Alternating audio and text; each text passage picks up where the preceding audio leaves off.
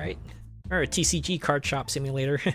I actually looked at the last time I streamed this and I was like, in 2 weeks it will have been a whole year.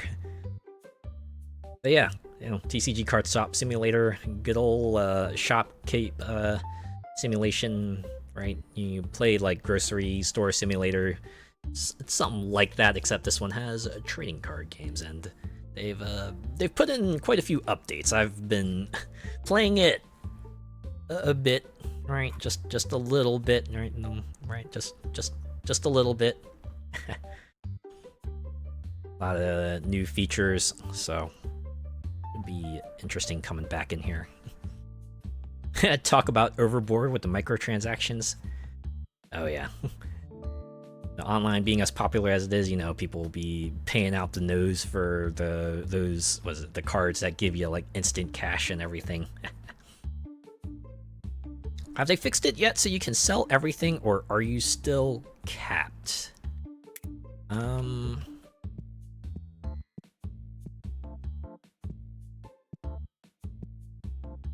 Not quite sure what that means. Certainly have like some extra boxes on here. Oh yeah, yeah. I can sell this box. I'm not sure if I get the buying price for it, but hey, options there. It's not just taking up space, and you don't have to throw it away and then throw your money into the trash either, right? So that's pretty cool. Okay. I don't remember if there's anything I need to do here. Looks like all the stuff is resupplied. Maybe I should just like take a note of stuff that's out of stock and... No, I can just end the day because...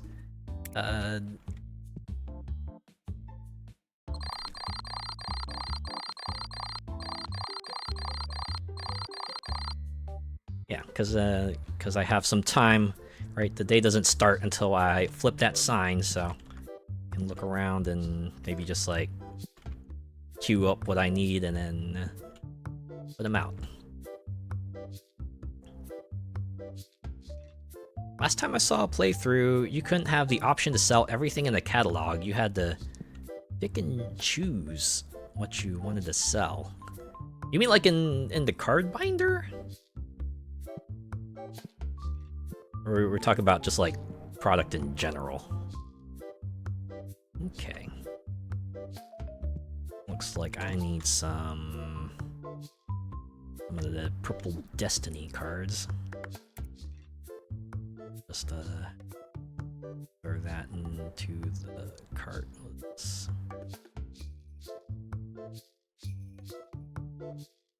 Product in general.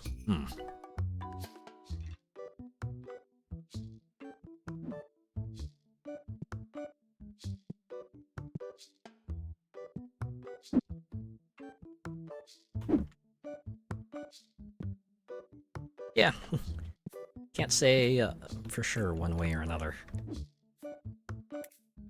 Actually, now I think about it, I could probably buy the big boxes, right? Because I have the... Oh, wait, no, those are for the other product. Yeah. I need level 48 for the 64 boxes. The thing about leveling is that it kind of gets really slow as you get high. Who knows, maybe I could probably find a better optimized store layout to get me more XP, but I kind of want to sell everything, you know? I don't just want to sell the products that will get me all the XP. I want to feel like a shop-ass shop, you know? That's a thing with me, right? I usually go for like part roleplay, part optimization. I think I said it before, but like in Saints Row the Third, even though that you had a skill that would let you like dual wield pistols and stuff, I never picked up that option because the character I kind of thought I would be playing as would not be the kind of person to pull out like dual pistols and, you know, go gangsta on everyone and that stuff. So I was stuck with single pistols. And even then, I didn't use pistols all that much. I kind of stuck with like assault rifles and stuff. It was kind of funny because when I played American Truck Simulator last week, right? I raided into someone else also playing American Truck Simulator. They were very much playing Truck Sim like a video game. Like, yeah, you remember how I tried to follow the rules of the road, tried to drive like I was driving the actual truck and everything. But no, they were just kind of weaving through traffic, just taking turns as they need. You know, they wouldn't they wouldn't try to like do anything deliberately out of the way or anything. But they were definitely like very much aware. It was like, yeah, you know, it's just a video game, not breaking any actual laws. So we'll try to speed run our way there. And the thing was, they were actually good at driving the truck too, right? Because like at the end of the job, they would be able to park the truck and the trailer all nicely and stuff. So they know what they were doing, but they also very much knew it was a video game and played it like that. But hey, it's all cool, right? They do what they enjoy best. I'm trying to see what that tag is. I can queue that up in the cart. I think it was this one. You gotta do you, indeed. You gotta do what will give you the most fun. I did it legit. I certainly tried my best. Okay, so this is gonna require a different retailer.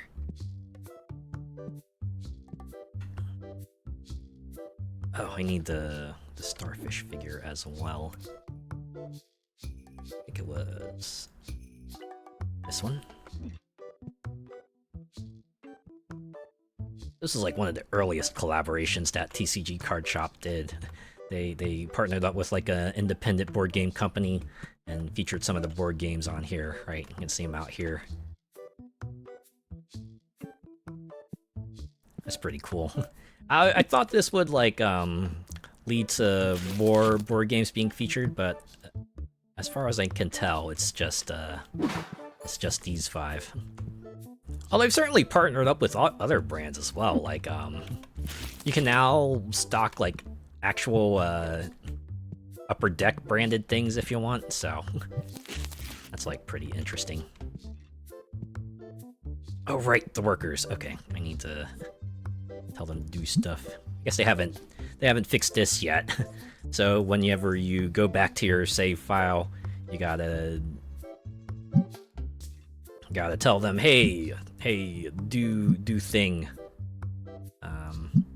Although they've added more options, right? So like I think when you tell them to restock, it used to be that you couldn't tell them to not fill up every shelf, but now they'll ask you, hey, should I also fill up the shelves that have no labels? And then you can say no, and then they won't do that. So that's pretty neat.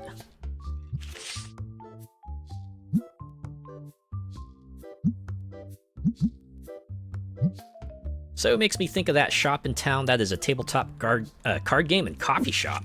Oh, I've heard of those. I think I've seen a few articles about that.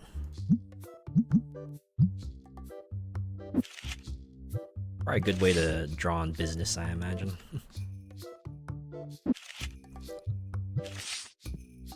Yeah, tabletop seems to like gotten a bit of a bump.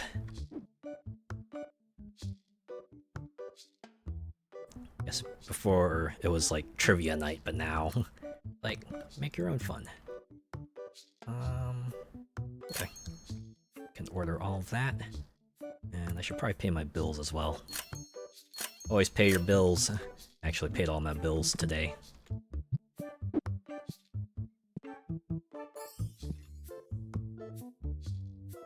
Alright. Shop is open for business, everyone. Come get your things.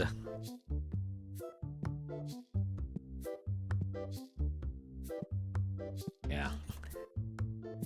I am at the point in the game where I've got everything automated to a pretty good degree. So once I figure out the stock options, I put everything on the shelves, I can just kind of walk around and kind of watch everyone else do their thing. It's nice. It frees you up for doing other things, right? Like at the start of the game, you kind of had to handle the cashier duties yourselves. You had to handle stocking the shelves yourself. But once you get the money, you can hire on workers to kind of do the other things for you, which leaves you space to do some other things. Like one of the things they updated the game with, people might come in with like individual cards that will offer them up to you and be like, hey, I got this card that I want to give you. How much are you wanting to pay this much for it? And then you can choose to accept or decline. Lasted longer than Games Workshop did. Oof. Yeah, get your plushies while they're in stock. Wait. Ha! That price came out to $666. The number of the beast.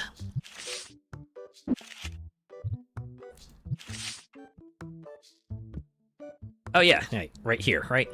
Person with an exclamation point, they're like, hey, looking to sell this, can you give me a good price? The nice thing is that they give you the asking price and the market price, and then you can decide from there. Is it worth it?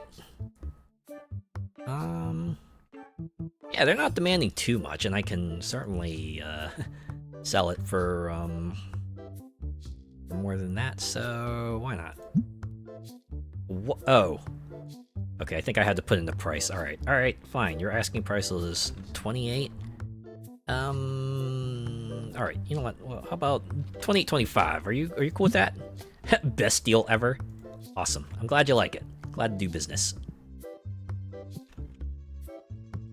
But yeah, the most recent update they had actually adds card grading. Yeah, because that's a thing that has picked up in real life where you can send your cards in to a professional and they'll inspect it and they'll give you the number from 1 to 10 that I guess will affect its value. Yeah. I know why they included it in this game, because it's kind of like a part of, you know, the TCG scene now, but eh. Kind of reinforces the idea that some people are into this because they see it as like some sort of stock market and, you know, not really are in it for the game or for just having a collection. Certainly a thing that's kind of a problem that's been exacerbated, you know, especially since 2020. People be buying up the boxes. They're like, oh yeah, we're gonna be rich, right? We're gonna see if we can strike the cardboard oil, which has had some unfortunate knock-on effects, especially with like the Pokemon TCG. It feels like every other month or so you're hearing like another story about how cards get super sold out and people are like just, you know, trying everywhere they can to find any place that is selling a box for like a decent price. What are you trading? Gonna give me a graded 8 card? And you want that? Okay, you know what? It's a slightly higher price, sure. Then I can go and just like flip that right away. I'm no better than the people I complain about. That's the name of the game.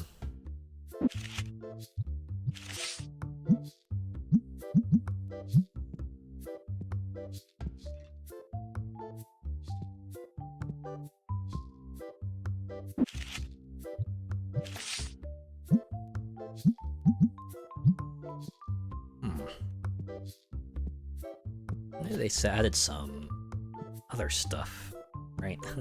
Oh wait, oh, there's another guy at the register here. Wow, I have some bright red hair. Want to sell this? What's the best you can get? Oh, wow. All right. You know what? Since you're not asking for too much, I think I will just give you what you want. Awesome, thanks. I feel like their ask prices were a lot different. I remember them always like kind of lowballing it before. I wonder if they changed that recently.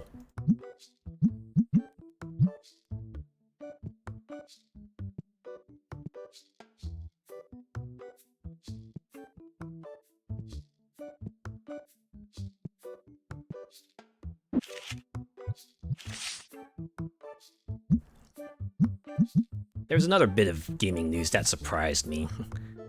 Was it the video game Marvel Rivals is coming out on PS4? That's right, the PS4. You know, the console that is before the PS5, and the PS5 that has been out for a bit now. Admittedly, I imagine some people probably still don't have a PS5, you know, for one reason or another. So maybe must be of a benefit to them, but this is amusing to think about a game coming out for the PS4. Because I know there was Genshin Impact is going to be ending support on the PS4 pretty soon, so just funny watching one game end support while another game starts support. Also, I think Final Fantasy XIV is also going to be ending support on the PlayStation 4. Which can be a bit unfortunate, but I know that's probably like a technical bottleneck, and they can probably do like more elaborate things when they don't have to support the PS4 anymore. You know, things are out of whack when you see stuff like that rare Pikachu Illustrator card that went for 4.7 million. Oh, yeah. Yeah, that was, even... Whenever Pokemon products pop up, you see the scalpers just kind of descend on it like a horde of vultures. Still remember was that one art museum that did a collab with Pokemon, and they just had loads of people come in. Not for the exhibit itself, no, they just wanted the collectibles. That way they could like just put them on eBay right away and, you know, make a hojillion dollars from it. It's unfortunate.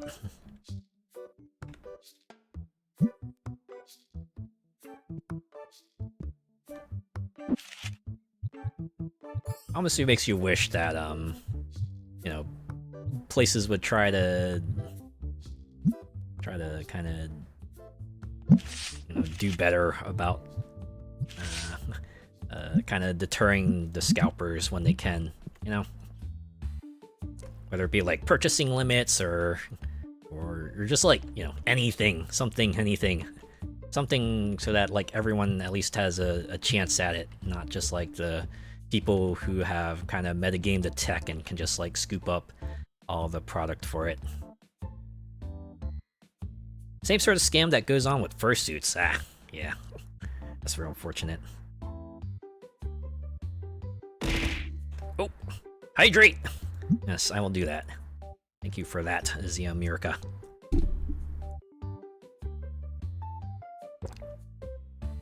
And thankfully, this is the kind of game where I can just do that right away, you know? Stand in one place, take a drink out of my cup. Or you can just like imagine me in universe just like pulling out a water bottle and taking a swig from that. Oh, it's 5, so I gotta do lights on. Still playing this game. Well, actually, I've come back to it after a while. I was checking the last time I played this, and turns out it was April. I think the fact that it kind of slowed down, right, and there wasn't much to do. Oh my god! If I buy this, I could flip it for like a $200 profit. I don't know though. I don't know if I want to pay up like $4,000 up front. Or no, since it's the market price, I could perhaps get away with selling it for more. Yeah, you know what? Let's do it. Oh, right. Nope, I'm not gonna ask for 0, my bad.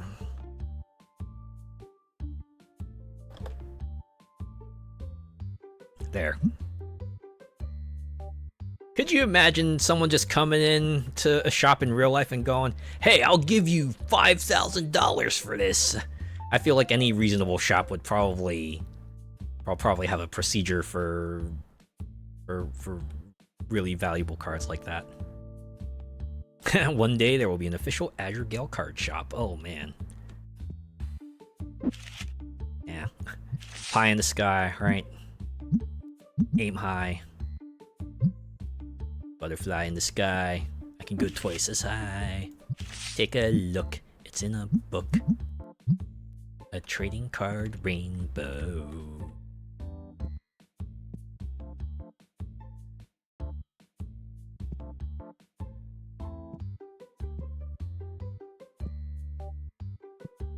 Leave you me. Once someone picks up that card, right? Picks it up and buys it. It's gonna pop off. What you got? Wanna trade? Okay. Yeah, they definitely changed the whole trading algorithm because it feels like I'm getting advantageous trades a lot more often. Alright, air freshener situation looks good. Oh, I want to see what people would say about this card here. Certainly not something you would do in real life, right? If this were like real life, I would not be putting out this card just out here, right, in the open, right, where someone could just like pick it up and run off. Oh, hey, what do you want? Oh, see, this one's like asking for a higher price than what it goes for on the market, so we're gonna say no, thank you.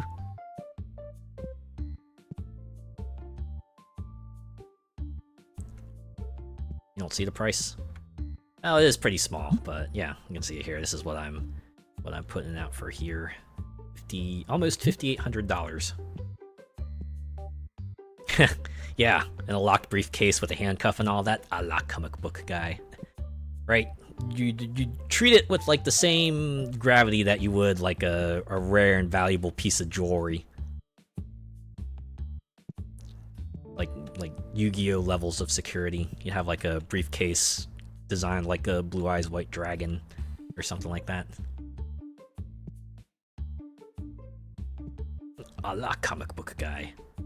It'll be the best sale ever. You know, once it gets sold. Yeah, see, this is an advantageous one. Goes for 20, he's only asking for 15.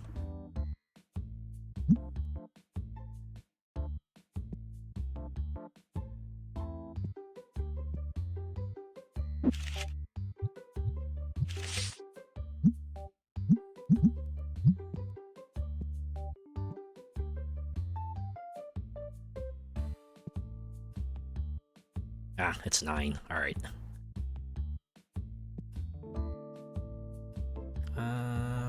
Yeah, I'm gonna decline that.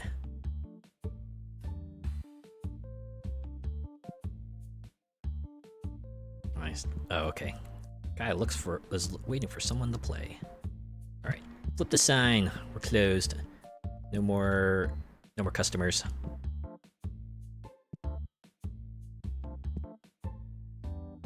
You know, in earlier versions of the game, right, once it hit 9, all your workers would just, like, walk out of the shop, right? Like, yep, we're done for the day. You'd see, yeah, like, you see here, right? These guys were on the way to restock a shelf, but once it hits 9, they drop the box, and they're just, like, out of here. And same deal with the cashiers. If there's like, no one in line, they'll just go and leave. And that's, like, the part of the game where you have to go back and just, like, do cashier duties, right? Just kind of take care of the last few folks in line. I think they changed it because the cashiers used to just drop everything right at 9, but now they'll at least try to check everyone out in line before they go drop everything and leave for the day. Which, hey, in real life, you know, stick to your guns, you know. If you only work certain hours, then only work those certain hours, but you know, it's different in video game land.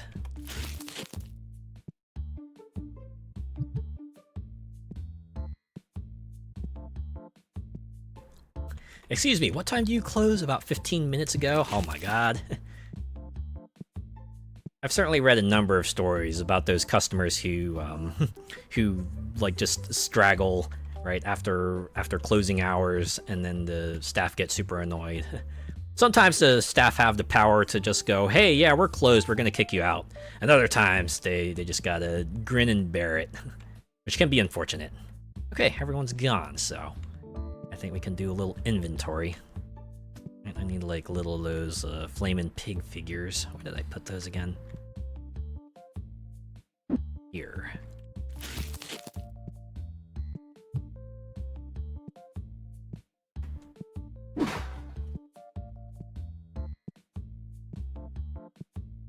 Well, I'm hoping no one else has ever had to deal with that. Just dealing with stragglers after hours and like, oh my god, I just want to go home, right? I've already had a long day of dealing with things. I just wanna go home and wind down. However way you do that. This board game always seems to sell out like just super quick. Doesn't matter how I price it. It's just flying off the shelves. It's kind of weird, to be honest. Just something about it. Something about it that really the virtual customers just absolutely adore. And I think about it, I don't think I ever ordered anything for the board game seller either, so that might explain a lot. A distant relative of Tepig? Possibly. Maybe also related to the flaming boar enemy from Maple Story. It's a possibility. Okay, well, I can just order these right now. Yeah, you can see here, right? Ultra Pro. Actual Ultra Pro branded products. You can just stick these in your shop. Alright, what do I need again? I need the Skull Mafia Works and that board game up there. Which was this one, if I remember correctly. And we'll just order that now. Alright. I need air freshener, some of the purple packs and the red boxes.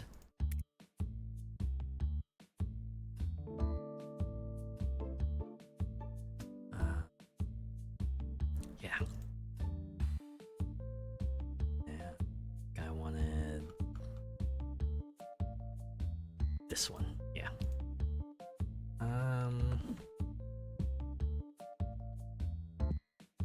That's everything, isn't it?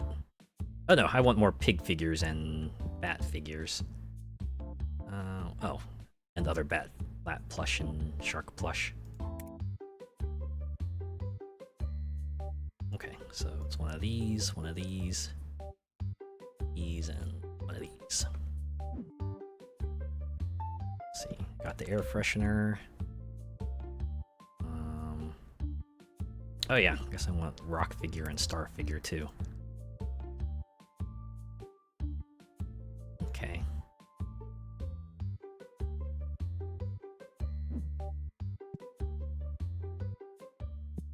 Oh. Need to see. I know they put something. Oh, here we go. The pack opener machine. So you remember before you had to open the packs manually? Well, now you can have these machines here that do the pack opening for you. Now, obviously, this is just a video game convenience. I imagine this is here because, well, as fun as opening packs can be, you do it enough times, you're like, all right, I just want to get on with it. So they put this in here, a bit of a convenience, and they have a pack opening machine M and L. Imagine, yeah, automatically opens card packs, holds up to 32 at a time. Sounds like a lot, but I guess depending on how long it takes to get through a pack, might not be that much. This one is 64, and I imagine the last one, oh, I can't even check it because I don't have the required shop level. All right. Okay. I think I'm good for the next day. Fortunately, sorry no one sat down at the table to play with you, but, you know, it was kind of getting late there, so fortunately I'm gonna have to ask you to leave.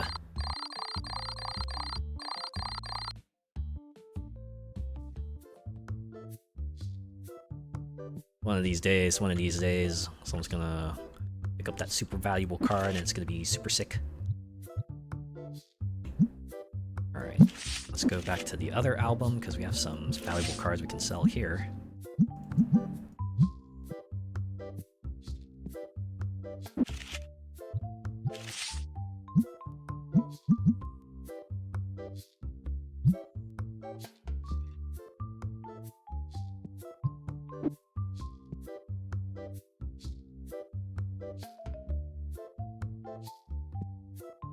Oh no, someone got past the machine.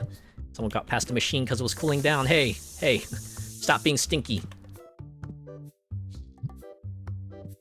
You know, I was like on someone else's stream. I was on someone else's stream and we were like doing like a just chatting bit. And I think I like brought up TCG Card Shop Simulator because it was like relatively new at the time. They were like, what's that? And they went and watched a trailer and they saw, oh wait, you can spray down stinky people in this game? That immediately sold them. They went and like bought it right away and that was the game they played that night. I was like, oh. Certainly wasn't expecting that, but good for them. Alright, I need to get my stock. My workers take care of that. Also need to pay my bills. Okay, good, I can pay everything. Gonna have to hold off on buying anything for a while, though. Oh, someone's got an offer. It's you. And nope. I think my luck ran out with those. They're starting to offer me disadvantageous offers again. Yes, I will ask for 130 bucks for this card that goes for 110 on market.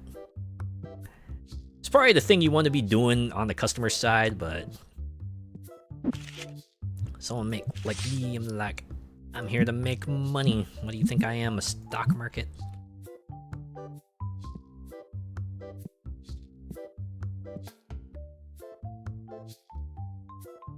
Yeah, as plushies, can spray folk with air freshener. Let's go! I guess it's just like cathartic in a way, right? Because, you know, it's like things like these tend to have the negative stereotype of people just having really, really poor hygiene. So the fact I can just like walk up to them is like, hey, hey, you're stinky, stop being stinky. Probably find that amusing and satisfying.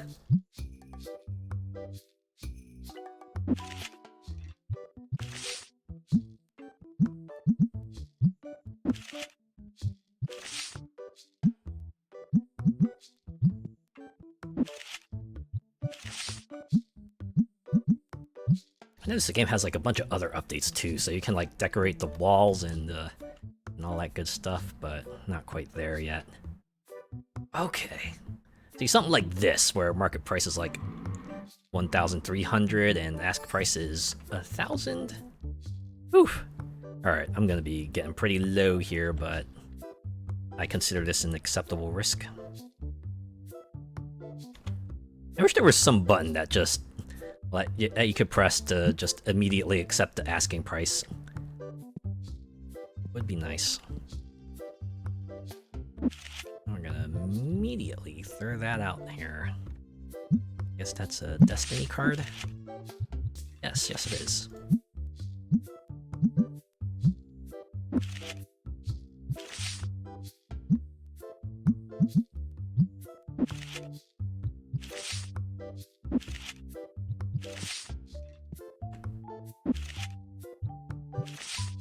Hopefully we won't see a situation where the price of the card just like suddenly folds in on itself and it's like a lot less valuable than what I bought it for, because that would be really unfortunate. Check this real quick. No, still going for around that price, so keep the asking price what it is. Oh hey, you have an offer. What is it? Nah, we can keep it. It's only a 4-cent loss, but I have a certain set of standards I gotta hold myself to, right? You know, it begins with 4 cents, and then it might be like 10 cents, and it could be like 25 cents, and then it could be like a whole dollar, and it could be like several dollars. Yeah, no.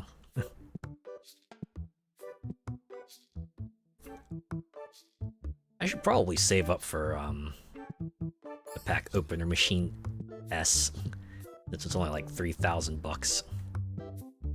Let me get more cards that I could perhaps put out here.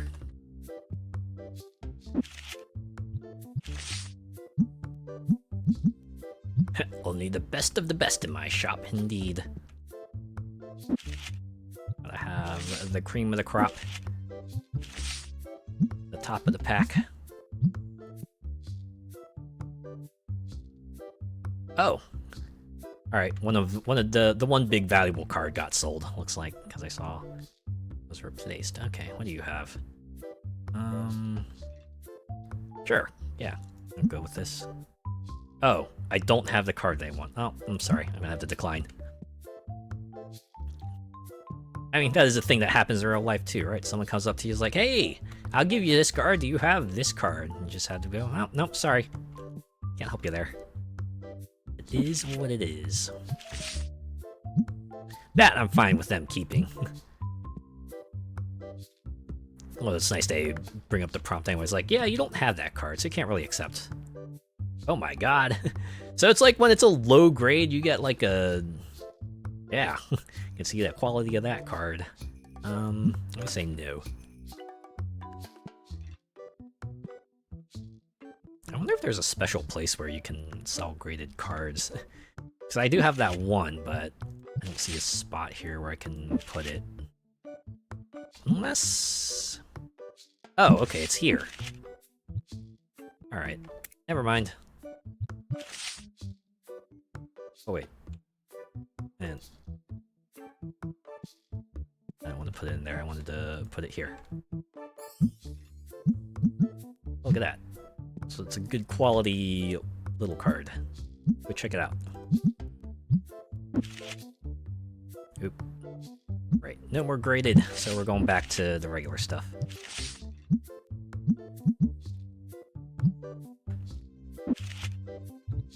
Yeah, this is what I mostly do now, alright? I just restock the singleton cards as the spaces fill up, or free up. And then if I need more cards, I just like grab a bunch of packs and then open them at the end of the day. It's not much, but it's, well, it's work. It's fun. Fun in sort of a zen way, you know? Like these games tend to be. When you finally can get all the cogs to fall into place, right? And all you gotta do is like sit back and watch the fruits of your labor. Right, you see this guy has a pretty high asking price compared to the market price, so I gotta say no.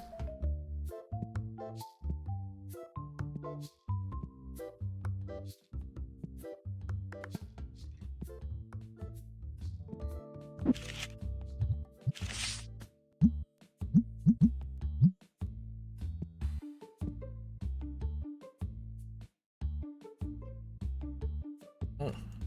Hey, it's you again. I don't have the card you want, sorry. Pays the bills and gives nice endorphins. It does. Oh, now you want some. Oh, wow. But I don't have the card you want, sorry.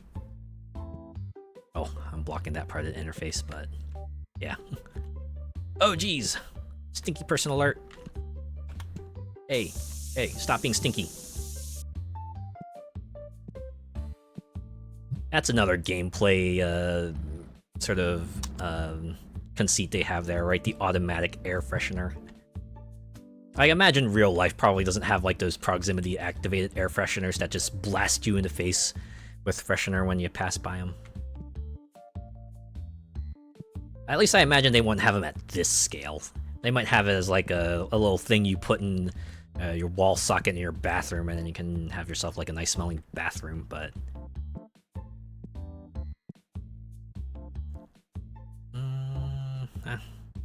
I also do not have the card you want, Mobby.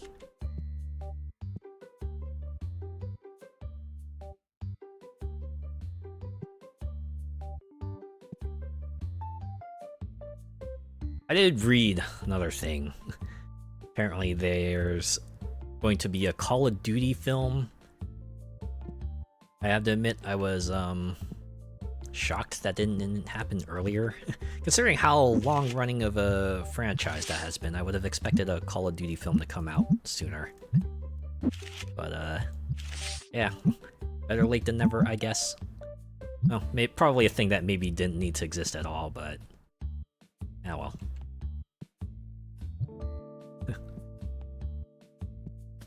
You were just gonna say the small ones you plug in? Oh yeah. I think I have a few of those myself. Oy vey.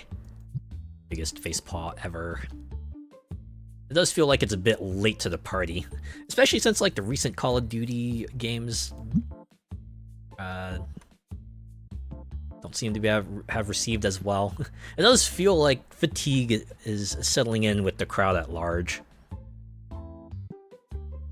They've been doing yearly releases for, what, like, almost 20 years now.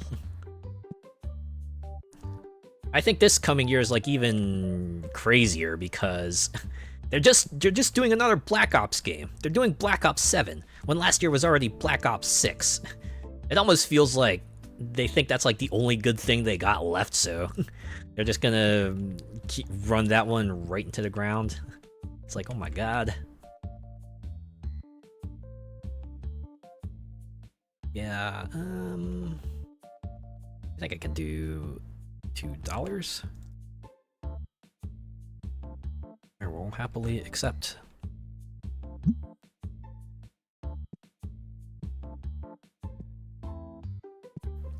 Still waiting for this one. Yeah, it'll be sold one day. One day I'm gonna get the Mondo bucks from it. Just you wait.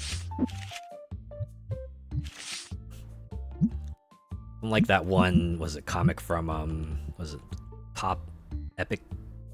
Was it Pop Epic Team? I think Pop Team Epic, right? The one where was the one girl was just like has her hammer over the piggy bank and then says your motherfucking life ends 20 minutes from now, and the rest of the comic is just her standing there with the hammer over the piggy bank, presumably waiting out 20 minutes.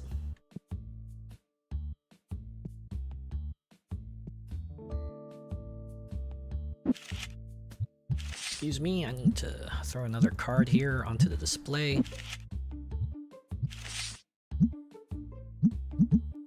Okay. Well, I'm sitting on a pretty good bank, I think. Well, I'll order everything, right? I'll order everything, or, you know, I'll queue up everything in the market, or in the online shop, and then see if I have enough after that to order one of those automatic pack openers. Okay, yeah. I will honor that price, $38.38. Oop, not 28. It's like that one TV show, right? Cleopatra 38.38. Wait, no, that was Cleopatra 25.25. Oh, see, yeah. Since there was no queue at the cashier, or at the checkout, the cashier just up and left. So I gotta take care of these last few folks here. Right? See, I'm a reasonable person. I'm like, yeah, don't worry, go home. I'll take care of the rest of these fellas here. Is it 6, 8, 4? Why? I think I have to do the point. Oh no. Why was that more difficult than it had to be? Oh, you're doing cash, okay. I need to give you $3.78. And do I? Oh, spacebar. Press spacebar to confirm it. Oh, okay. You're not checking out. You want to give me a card? Sure. That's about price parity. Oh yeah, right, box is here. It's like day is done, tosses box to the ground, goes home.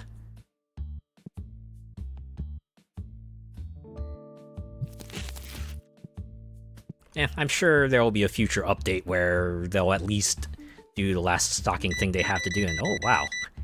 Did you get a new board game? Is that why you're buying so many sleeves? And I certainly get that feel, right? You get that shiny new board game and you want it to last as long as possible, so... Yeah, you sleeve it up. Sleeve up all the cards, and oh wow. Are you buying a thing just so you can break 100? I'm not a bank, you know. I guess I have to be. If I want that $2. Oh, see? Exact change. Duality of man. Just like just like the short from last year. Someone comes in, pays for $3 thing with a $100 bill. Next person comes in, hey, I got exact change here. You don't need to work that out.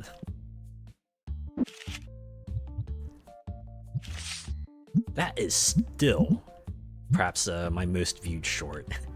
15,000 people watch that, and got a lot of likes on that one too. Kind of astounded. It's always funny, right? The things you don't expect to pop off always seem to pop off like super hard, and then sometimes the stuff you put a lot of painstaking effort into, and sometimes it's a modest success, but you're like, oh, you're kind of hoping that would be the one to pop off. But you know what? I'm happy that it popped off and at all, you know. Okay. Alright, let's take some inventory. Looks like I need some of the big pig figures.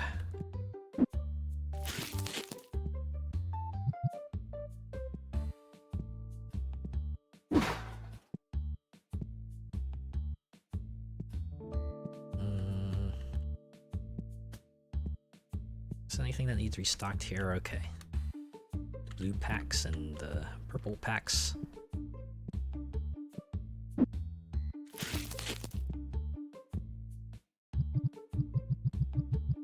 Oh, we're gonna be down to just one. Okay. Oh. Do that. We're just gonna open this right now. That way I can just like put a pack or put a box onto the thing and have it all ready for the next day. We need purple and regular purple boxes. It's down here. Okay. This is gonna have some room left over.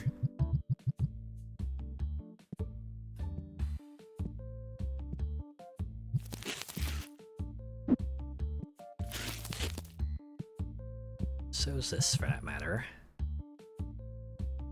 Okay. Some of that blue deck. The expansion blue deck. Which I think is here.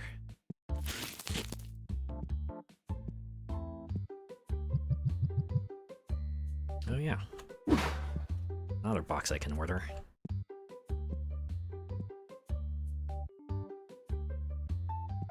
Alright, let's see how many of these regular sleeves I can put out there. Oh yeah.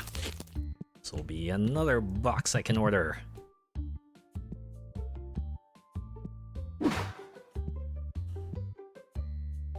Alright. Ooh, some of that.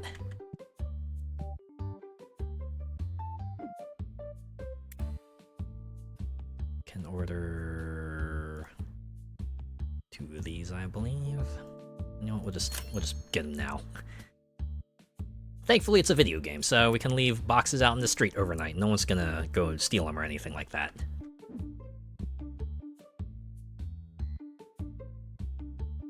Okay.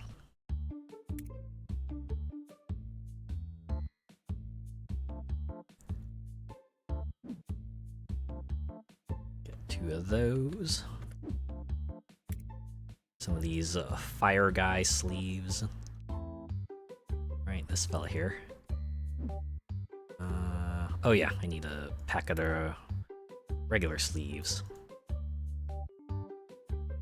Some of the game mats have some great artwork on them.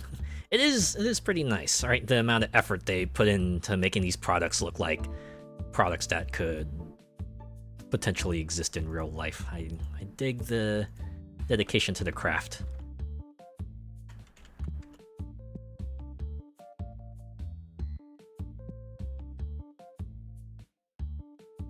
Alright, I need both kinds of blue packs.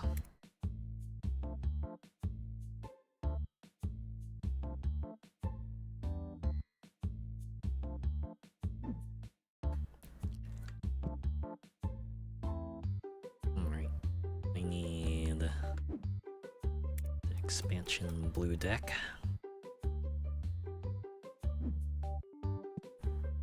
Okay, how much is that going to set me back? Oh, just 1,500? And I pay about 2,400 for bills, so that means I think I have enough for one pack opener machine S. Look at that. Small, compact, I can just like throw this in the corner here.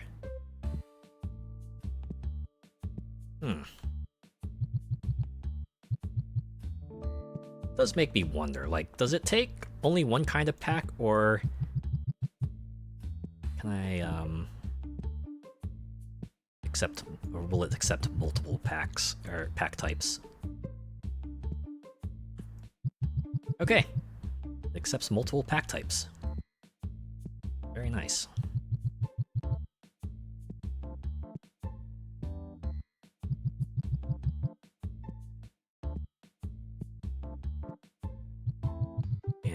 Considering like the next step up, the pack machine M holds up to 64 packs, but you can only it costs more than twice as much. Certainly seems a little overtuned there. Okay, let's end the day.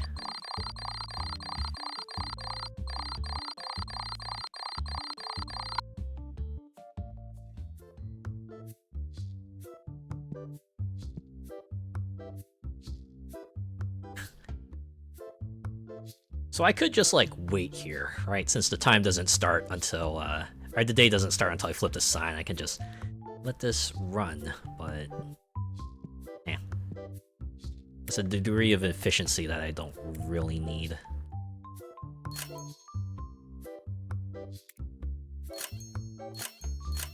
Alright. Seems like the ideal thing to do with this one, at least, is to just buy a bunch of small machines, since you'll get the most bang for your buck that way.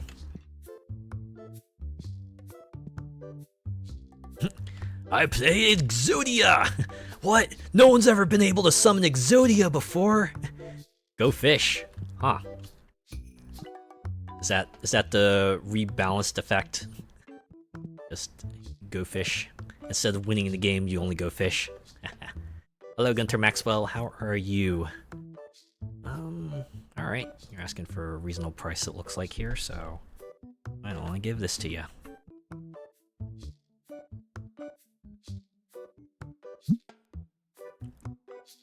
Any tourneys coming up? You can do sort of like a pseudo tourney. It'll like affect sort of like what cards kind of go up and down in price. And some of them also have different entry fees. Kind of interesting. Your arm got stung by a wasp. Oh god, a wasp. Oof. Hopefully, I hope for a good recovery for you. Just insect stings alone are no joke, but from wasps? Ooh, yeah. That's pretty rough.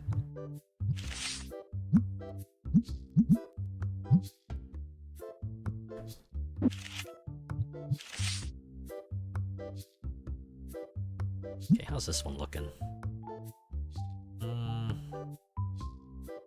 Okay, what if I lowered the price a little bit? What if I say instead of 5,700, I'd just go for a straight 5,500? Will that do it? Oh, it looks like you got a card on offer. Oh, let me think. Stay there for a bit. I need a little bit more money to roll in before I get that card from you. Thankfully, we're getting steady business, so it's only a matter of time.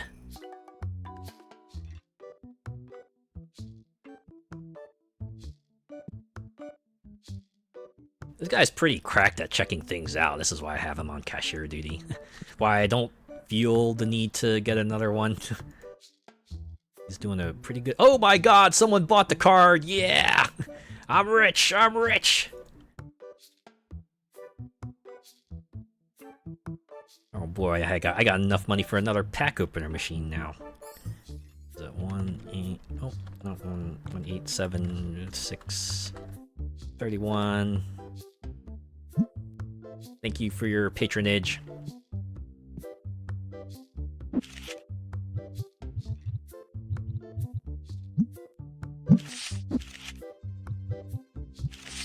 You'd be taking one of every plushie? Hell yeah. Just makes for a very, very soft sleeping area. Or, you know, just a great place to lie down in general, right? Just to be embraced by plushies all over.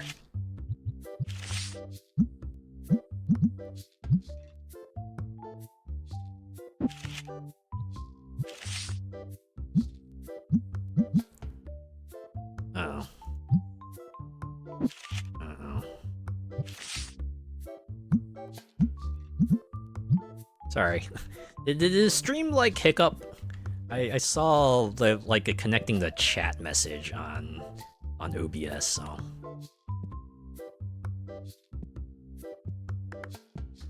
Oh, it's done. Oh, okay. Just like that. Here's all the cards you got! So many cards. I like to tell you the total value of the cards on the bottom right, too. Just like that. Now I can queue up another line of product. Was fine on this end? Alright. Good to hear. That's good to hear. Huh. I probably don't need a second pack opening machine just yet. At least I don't feel like it.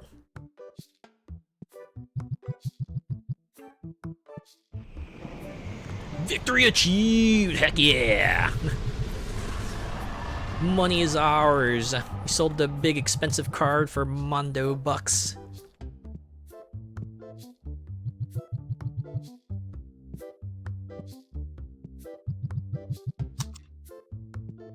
So I saw an exclamation point. Ah, dang it! So they have a time limit. Alright, I gotta keep that in mind. Yeah, now I got so many more cards I can offer up here that are worth a good amount of money.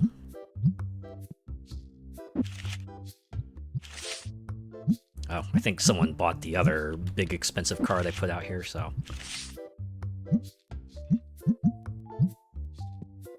Ugh. I just need the levels. I think at this point I just need, like, levels so I can get the new products. That is if I don't want to stock Ultra Pro stuff. I probably will. Maybe I should. Maybe I should buy another pack opener machine.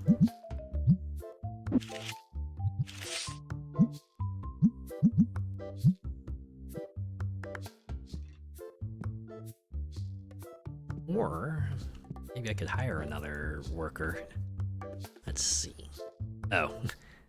I'm asking for above the market price, so no dice.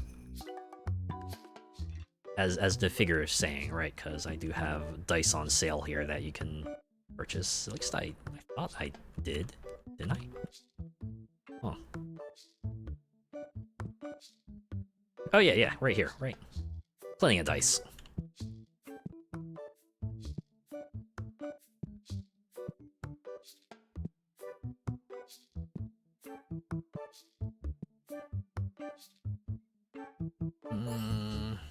Ah, if only I had the card. Fortunately, I must decline. I guess the other thing with the larger pack opening machines, since they don't activate until you, I guess, fill up the entire meter, and obviously with more packs to open, they're going to take longer to open all of them, which means you're going to be like throwing the whole set of packs in there, and they're probably going to take the entire shift if you just don't park your ass at the start or at the end of the day waiting for it to wrap up. Might be more advantageous to just like have a whole bunch of small machines going so that you can have that sort of card pipeline going in and out.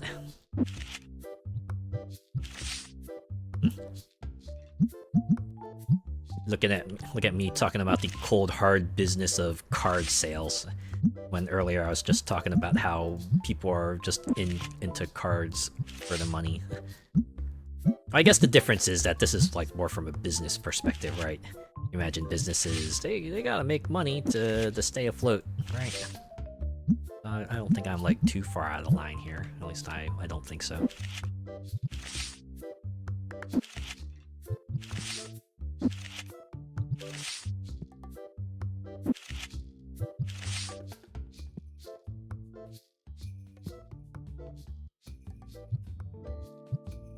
Oh, there's another one. What do you want? Ooh. You know what? Yeah. Oh. 839.50. 839.5. Best deal ever. You said it, not me.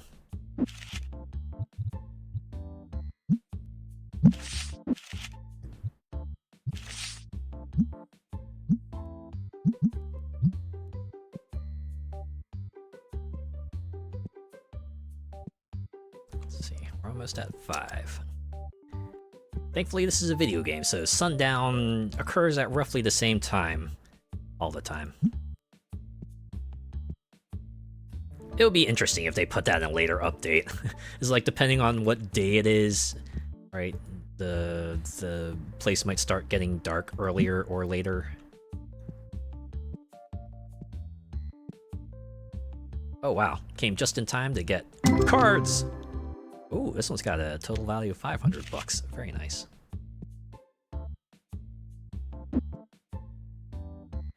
Lop.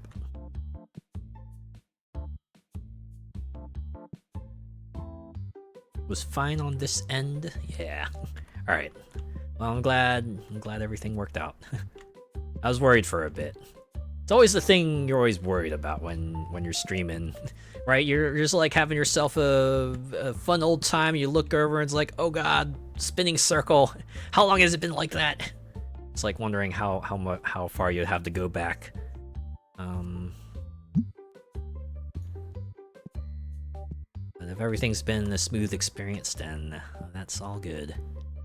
I'm assuming Twitch chat just had a hiccup. All right, I guess I can make some bulk buy boxes here. Oh god, what was the thresholds to get the quality boxes? I don't remember. This must be one of them, right? Okay. I'm guessing it's 1 to 2 and then 2 to 3. Or 0 to 1, then 1 to 2, then 2 to 3.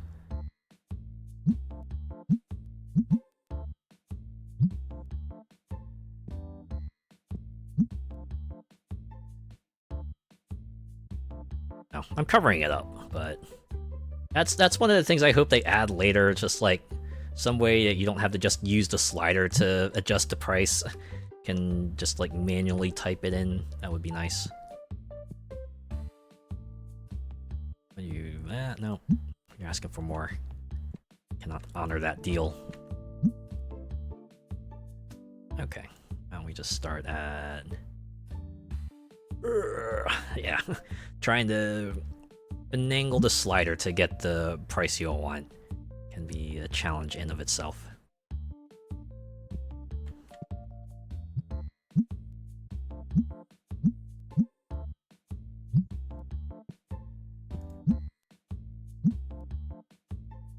I can probably make a bunch of these bulk boxes.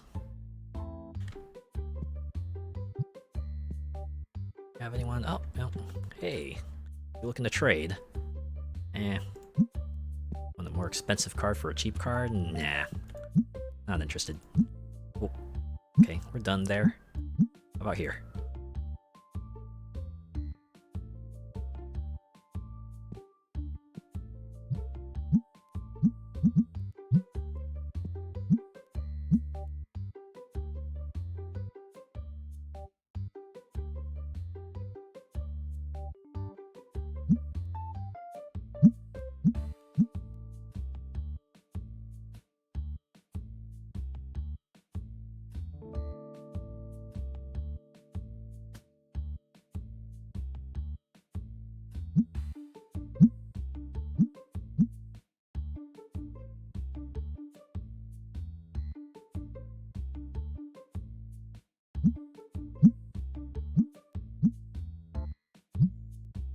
Dang.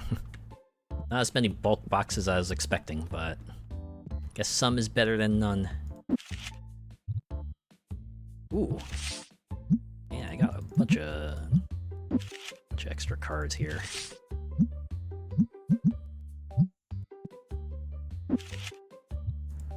Time to make some Mondo bucks. And the remaining time we have, well, there's always the next day. Until there isn't a next day anymore.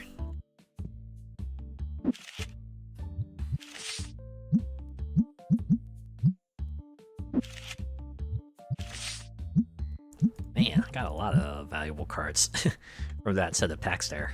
Ooh. What do you want? Nope. I don't have the card you want anyway. Alright. Time to handle these customers. You want 4120. Wow. Wow, these plushies, huh? Ooh, exact change. I like you. Oh, and you want a card, okay. Nope. Not interested. Once again, we are left with one poor schlub who didn't have anyone who wanted to play with him.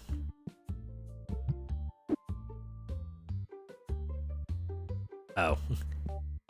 I guess you still wanted something. Okay, alright. Hurry up!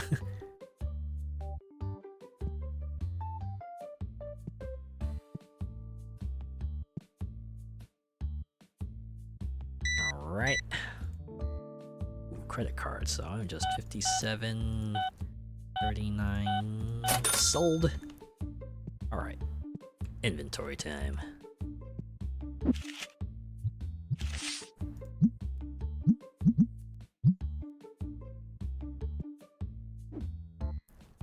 Sorry, I got like one more expansion pack I can get. Unfortunately, I gotta be like level 50, and well, yeah, you can see I'm quite a ways off. We haven't even hit 47, and we've been playing this for a bit. Boy, at level 50 is when a lot of things are gonna pop off. We're gonna get the 32 pack, we're gonna get the final deck as well.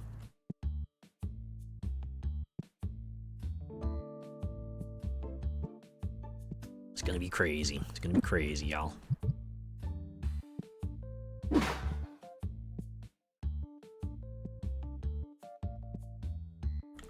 Need the purples.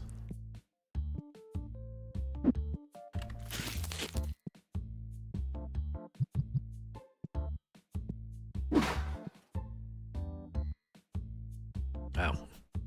They were run out of the expansion purples. Or no. They just weren't able to stock them before it became closing time. Yeah, I get it. It's fine. I'm the one who owns the shop, so I can handle all the extra business, right? The kids can go and do what they need to do to advance in their careers. I am not an unreasonable person. They got other things they need to do, they can go ahead and do them.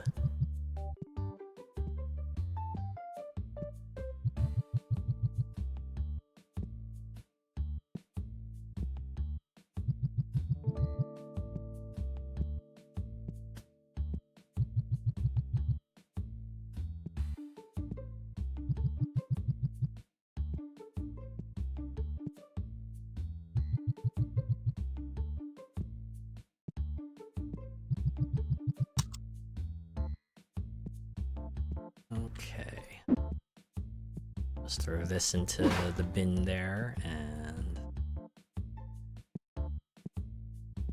see what we need. We need a lot more of these Mafia Works games. Let's get like...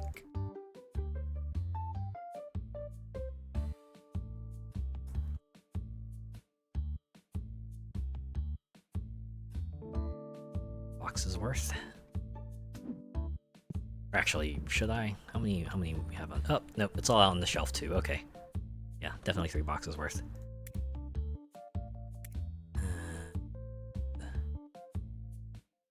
These are good on everything else, actually. Oh, need to get more manga. Yes, the long-running Tetramon manga.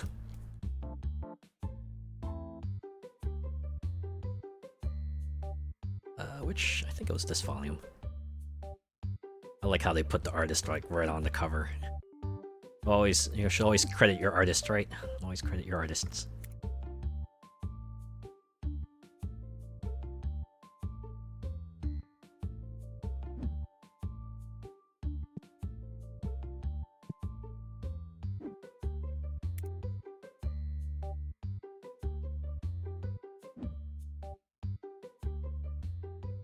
Although, given the windfall of money that I got, maybe I could do a shop expansion? Just like, maybe fill it out a little bit more. And who knows, maybe I will hire another worker. Just ease up the cashier lines a little bit when we have 2 checkout lanes, right? I should probably look at the reviews. I'm sure a lot of them probably say, oh my god, the lines are so long! Okay, need... these?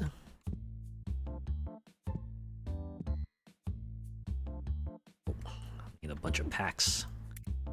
Alright.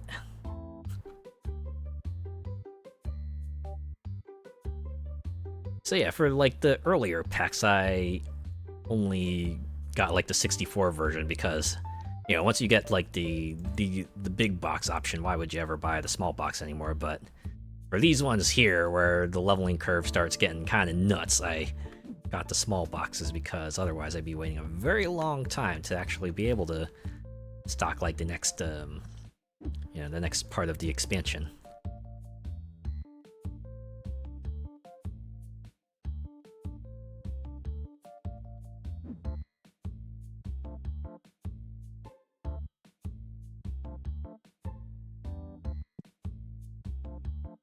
I think I need some of the expansion purples.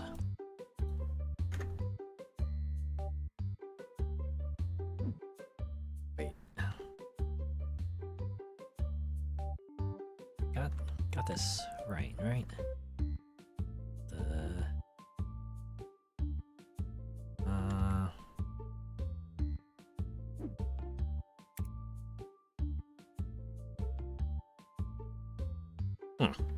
Weird. Oh wait, no.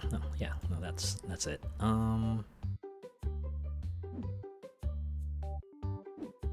Guess I didn't have the expansion purple boxes.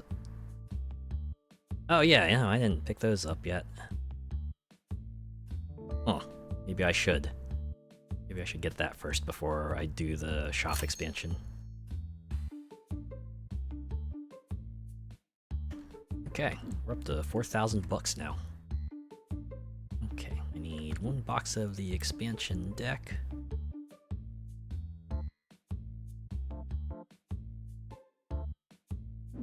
Ooh, 4,400. Oh, cards done. Lots of cards.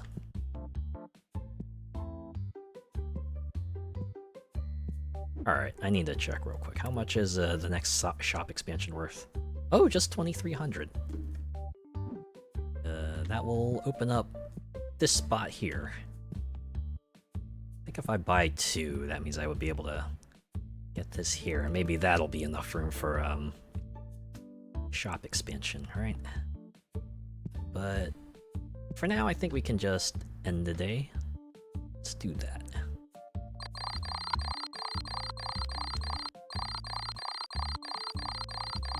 tomorrow's gonna be real interesting. We're gonna have ourselves a whole new product. Just imagine the flyers on the window. Brand new Tetramon product.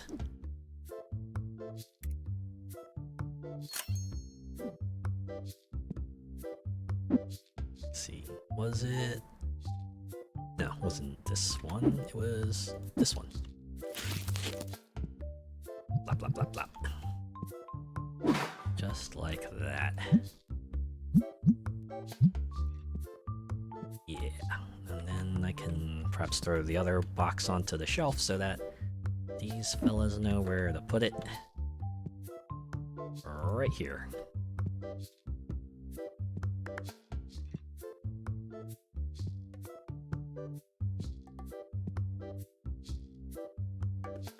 Yep, just enough to buy the new product and pay the bills. Yeah, probably work on shop expansions after this. Then we'll get a checkout, and then we'll hire on another cashier. Oh, wait, this was cheap? Oh yeah, I guess it is.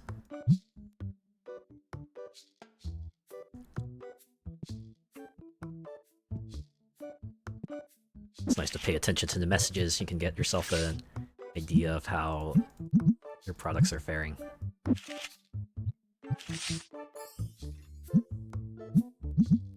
I remember being a lot more meticulous about the pricing of the cards.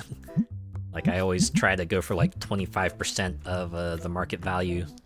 But now I'm just like, yeah, I'll just tap plus 10% twice and that'll get me something good, right?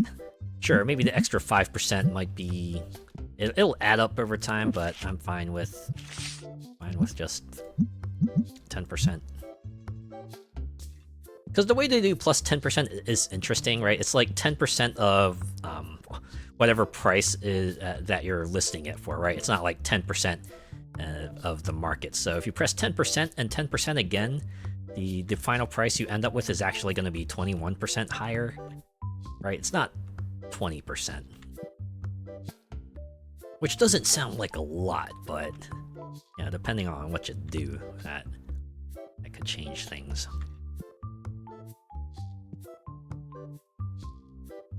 Ooh, you have an offer. Not a very good offer, though.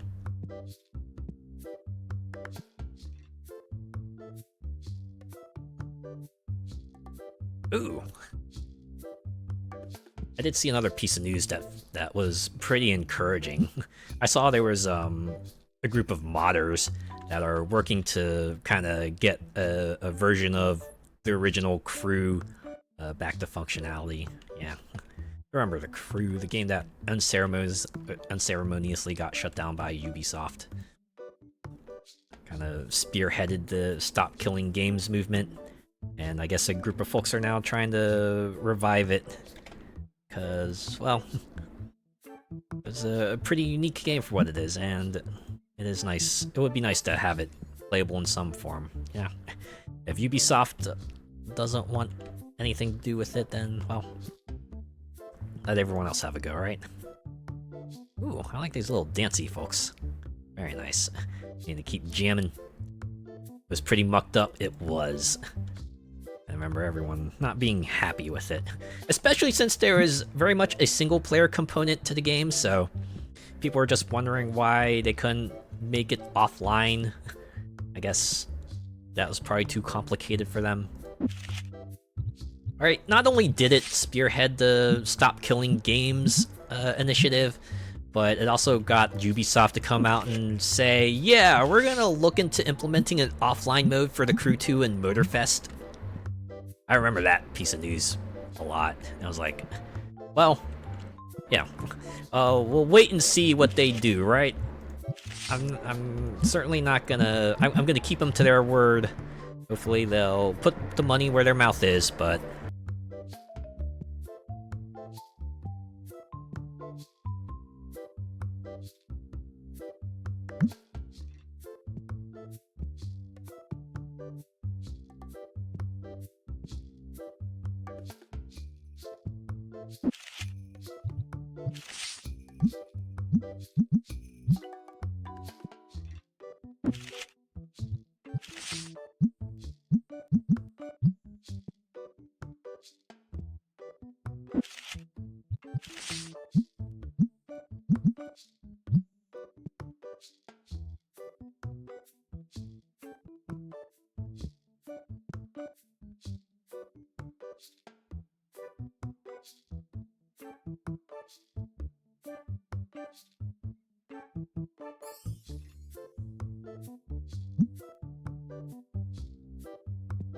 But yeah, I imagine getting an online game to kind of work like that is no easy effort. Especially when you imagine gotta like replicate the server as well as the game itself. Like, if there's no easy way to kind of access the server code, you just gotta figure that stuff out on the fly, I imagine. Just, the people out there figuring that stuff out, all the props to them. Certainly is nice to have a game at least be alive in one form or another. If the companies aren't gonna do it, well, the people are gonna have to step up. Yup. Oh yeah! .hack fragment. They revived that, huh? I remember that. That was like the online version of basically what was like the world game from .hack series, right?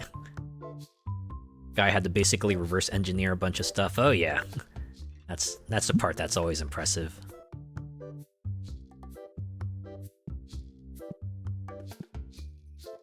But hey, as long as you got at least one person out there who wants to see it happen and has the skills to do so, eventually you can hope that their efforts come to fruition. Yeah.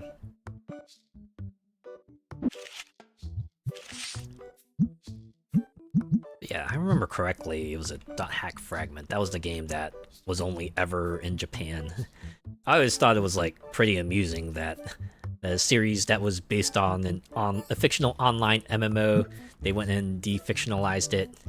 I guess managed to stay online for a bit, and now they've brought it back. I guess they must have done it because it was like novel.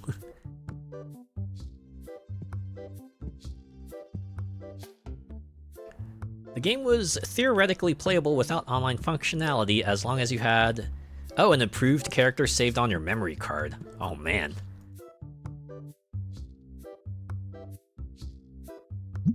So what, the server would just like scan your character, make sure it was legit, and if it was, you didn't have to do like the online check.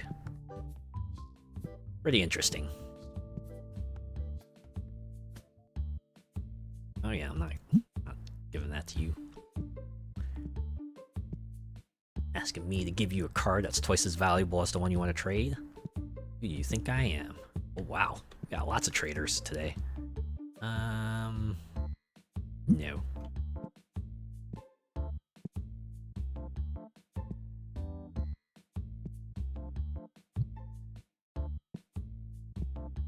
How long did I let you get away with being stinky?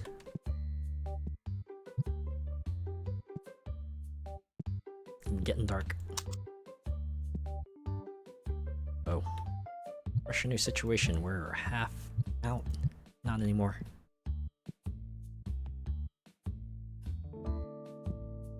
Basically, gave it a green light to play the game, but the only way to get approved was to play the game when service was available. Ah. That makes sense.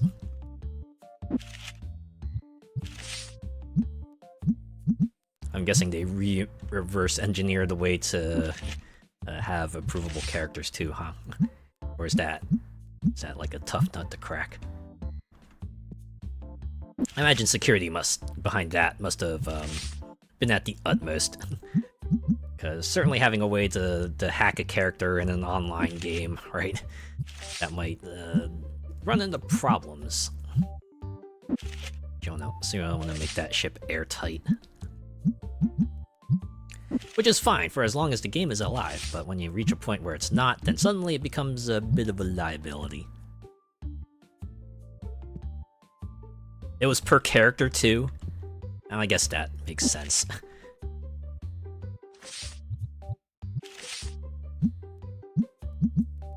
And for the PS2 at that, yeah. If I remember correctly, it was a Final Fantasy, I think it was 11 that was like the MMO, that wasn't 14.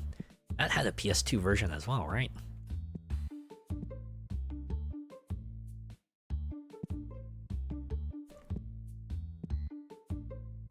I wonder if they did something similar with their characters.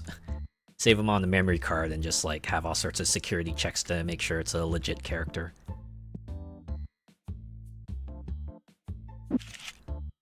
Certainly it gets tricky when you have like portable storage. And, you know, this was probably before they stored characters. Oh, you know, what if they did store characters server side? That would be one way to do it.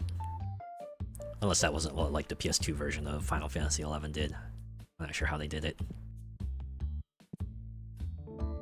Yep, I thought so. Well, speaking of console MMOs, that reminds me of that one Xbox MMO that almost came to be. I remember True Fantasy Live Online. I remember reading about that in magazines, seeing the anime style. I was like, oh, wow, this looks right up my alley. I would totally play that when it came out, and then they canceled it. I was like, oh, guess they couldn't quite figure out all the details. Yeah, it's a bummer. But perhaps not so much these days, considering how many anime-style MMOs there are out there.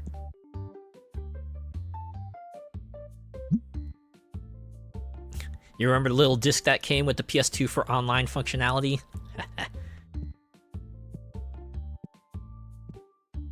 Dreamcast had Phantasy Star. Oh yeah, Phantasy Star Online. At least amongst my group, that was probably the most popular of the console MMOs to have. Although it wasn't the Dreamcast version, at least amongst my friends group that got popular, was the GameCube version. And that was because the GameCube version had like 4-player split screen, so you could kind of like have everyone sitting around a TV and you could like do your own little MMO runs right there in the living room with everyone. I remember my friends just like just like organizing runs in certain areas and going through dungeons and stuff, and they're talking about how, oh, I might need to roll another character because we need this particular class for this run here. Yeah, fun times. I also specifically remember was one of the characters introduced in the GameCube version, which was like a human, right? It was like a human caster, so they were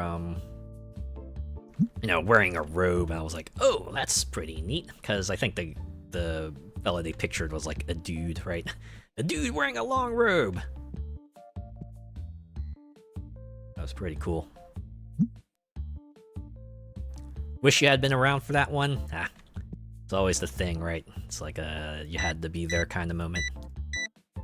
I mean, sure, we got like Blue Burst, but it's not the same. It's not quite the same, right? Is that still around?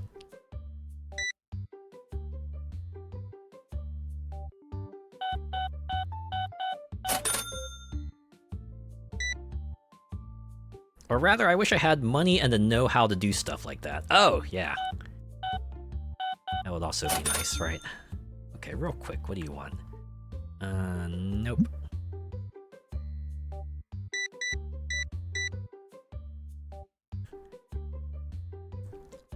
Reminds me of all the stories I read about where, like, you know, employees just, like, doing their stuff at the desk, right?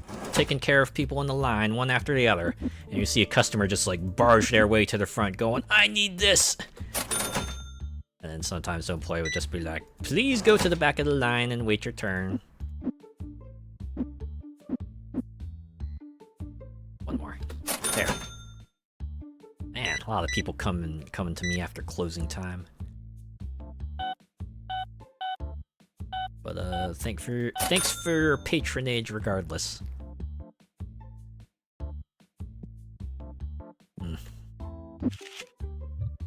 It's the great limiters in life. Right? Knowledge, time, and money. We wish we could do everything, but unfortunately, we can only do as much as those resources let us. How many of those purple packs do I have? Oh, a lot more than I thought.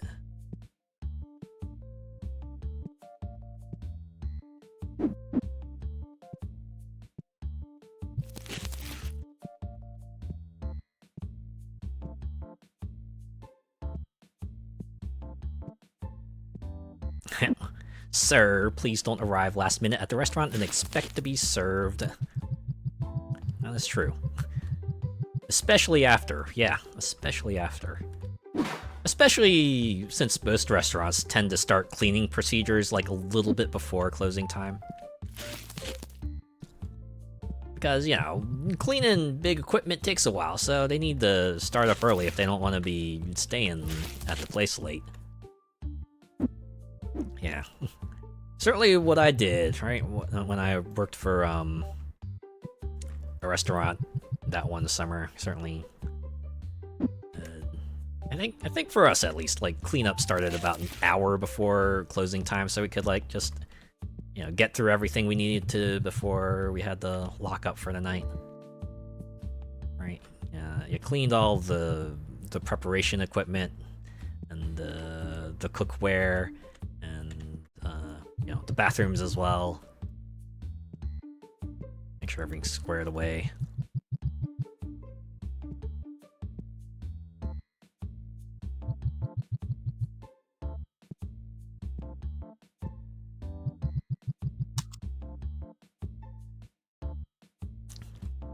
Working the night shift at a restaurant, it's like a double-edged sword, right?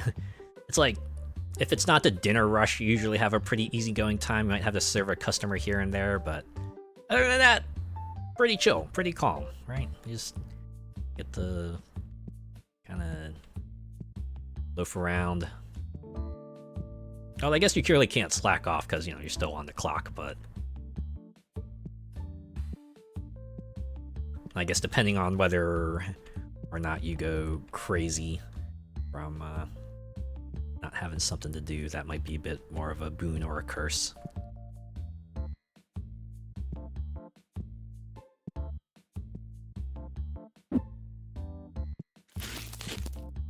Oh wait, I only need to worry about these if about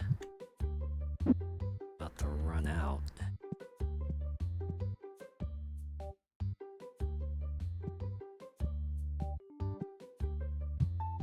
Am I? I don't think so.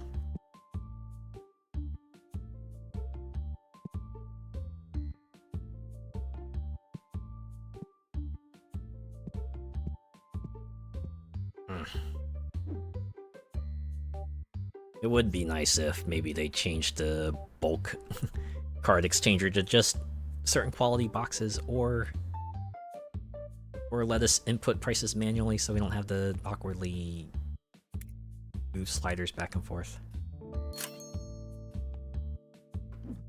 Only a matter of time, right? Okay, I'm gonna move this over, put it in a little bit.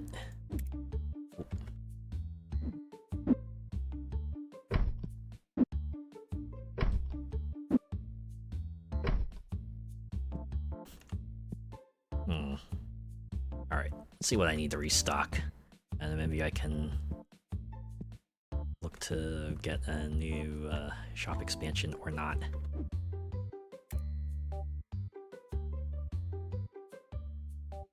Okay. Now these...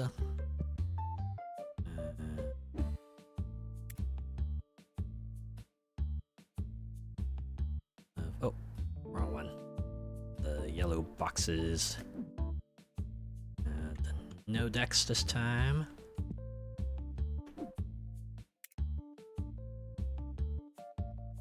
One of them bat figures.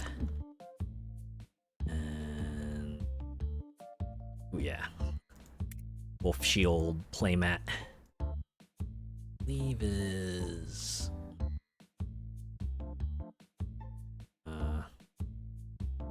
Yeah, here it is. This one.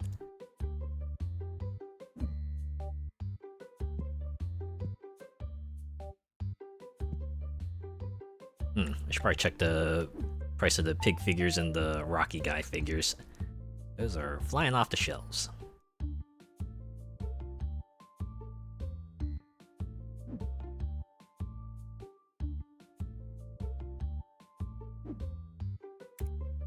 So again, I need 3 boxes worth of Mafia Works. Man, the guys in Universe must really, really like Mafia Works.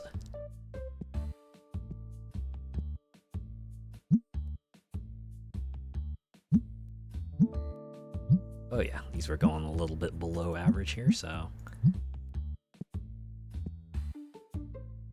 Okay.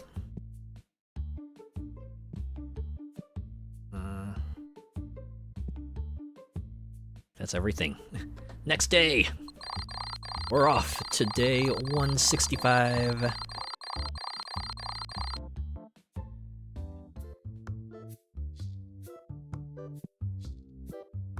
You're just gonna open right away.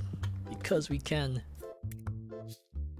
Oh, I forgot to have the stuff ready for the stalkers. There we go. Ooh. Need to pay the bills as well. Costs a little bit more because I have more shop.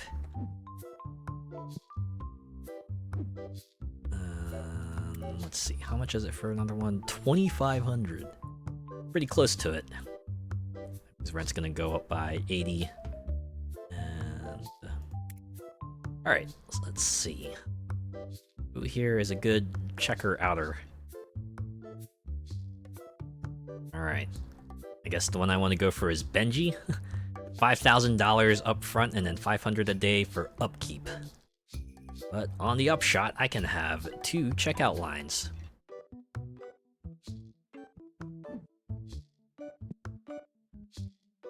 Oh, it's gonna be glorious. Ooh. Yeah, I'll take that one.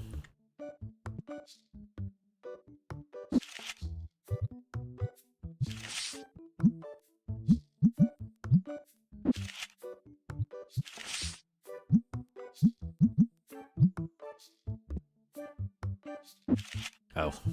We were talking about GTA 6 earlier, right? I think there was like a bit that came out recently. Apparently, someone's saying GTA is gonna be a quintuple A game. I'd admit, that's like the first piece of news I've heard in a long time that actually made me roll my eyes. Like, did they not see people already mock, is it Skull and Crossbones for trying to claim they were a quadruple A game? Now someone here seems like they're unironically saying this is a quintuple A. Do they even know what the A's entail? That's what I want to know. Oh geez. I apologize for that bit of horror right there.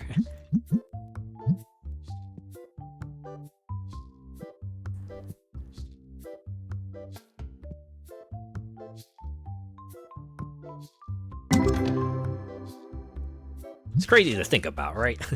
It's like, contrast the quintuple A bit and the fact that Silk Song, they only priced for like $20 freaking dollars. $20 in this day and age for an indie game. I was talking about this with my friends the other night, and they were like, dude, they could have easily sold that for $30, right? I'm inclined to agree, but yeah, that probably won even some more hearts over with Team Cherry, right? Imagine, I guess they probably were thinking, yeah, this game was supposed to be out a while ago, so we'll price it as if it was going to be out a while ago. And they rolled with that. And you know what? Good on them. Kind of crazy to think that indie titles have also been creeping up in price a little bit. It used to be, you could get them for, like, what? Like, the higher end titles would be 15 bucks, and most of them you could get for 5. But now, it feels like, you know, 15 to 20 is the lower end, and some of them can go for, like, 30 or 40. And granted, you know, a good number of those indie games are pretty substantial, A lot of them probably have the gameplay and the content to justify the price, but kind of wild to think about, you know? Oh my god, these cards are flying off the shelves. I can barely keep up.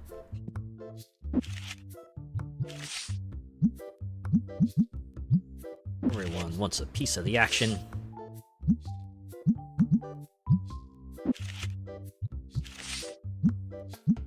Wow. I got a lot of valuable Destiny cards. I didn't even realize it.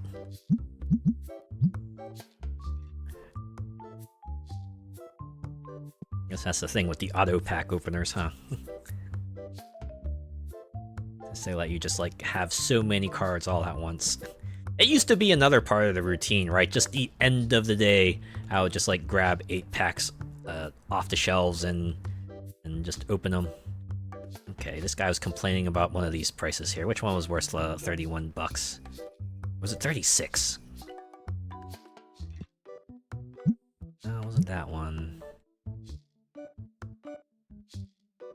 Come on, I saw someone belly aching. Was it this one? No, it can't be that one. That one was within range. Eh.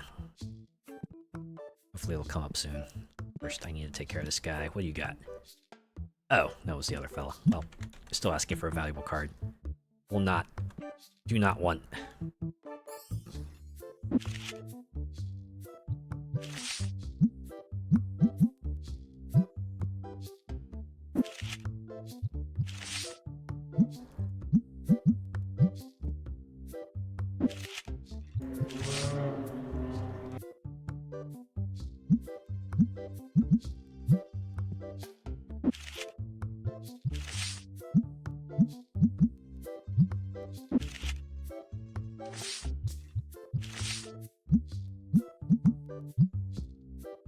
See another one. Why you all gotta hang out around the cashier? I guess it makes it convenient if you are doing the checkouts manually, then you don't have to go wander the entire store just to ping everyone who has an exclamation point over their heads like they're a freaking Warcraft NPC, right? World of Warcraft NPC. Actually, I don't think World of Warcraft does red exclamation points for like, hey, I have an important thing for you.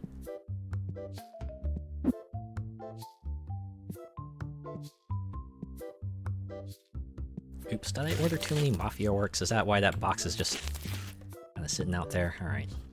Well, Mafia Works are going to sell like hotcakes, so it's only a matter of time. Oh. I just got like way too many Mafia Works, is that it? Watch them start not selling. After they flew off the shelves before.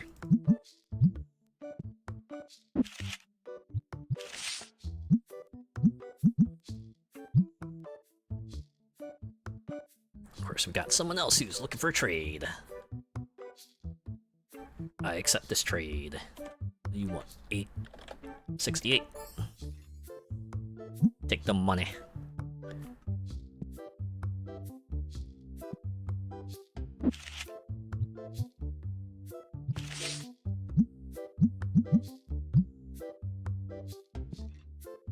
Alright.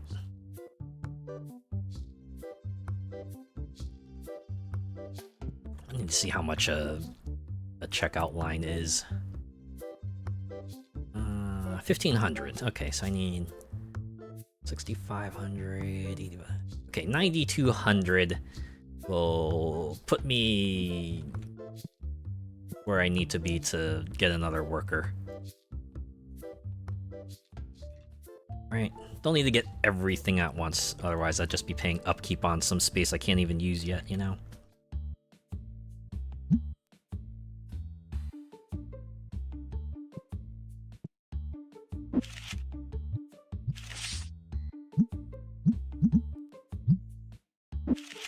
I need to tab back.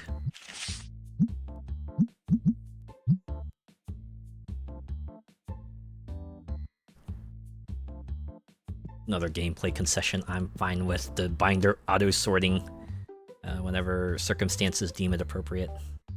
Alright, it's not like real life where you gotta meticulously take each card out of the little sleeve in the binder and then put them in the new area where you want them.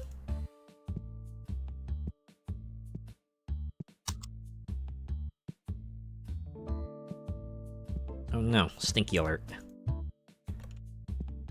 Hey, stop that. Stop that. Stop being stinky. Just gonna put that in there.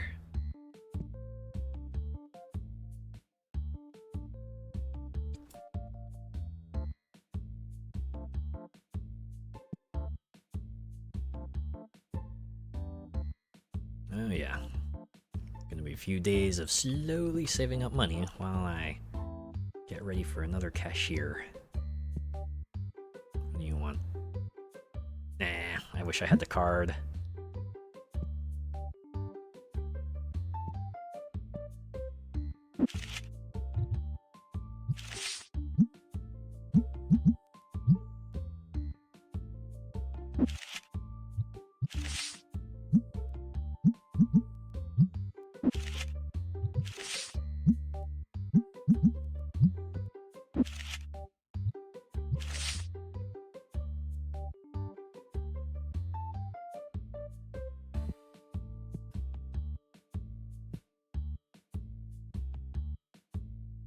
Oh, another bit of news I saw. Although they think this was like the week before this week. But there's a game that had I think it was like a beta test a while ago called Duet Night Abyss that people basically described as anime Warframe. And it was originally going to be a gacha game with all the trappings that entail, so you'd roll for, I guess, characters and weapons and stuff like that, but they made an announcement not too long ago, and they're basically kind of doing away with the whole gacha aspect of it. So I imagine you'll probably still pay for like cosmetics and stuff, but it's gonna be a straight up free-to-play game now, so that's pretty rad. I know some people were actually pretty surprised and pretty pleased by that. And who knows, maybe I'll give that a shot. Anime anything usually perks my ears up. Especially if it has like anime and character customization, that's like a double whammy of coolness that I'm pretty cool with. There's another game that came out and I think it was like beta testing recently. It's like a Blue Protocol game. I was watching some people stream that, and that one has character customization as well. Fortunately, I think it's like invite only at the moment. Doesn't seem like invites are too hard to get, but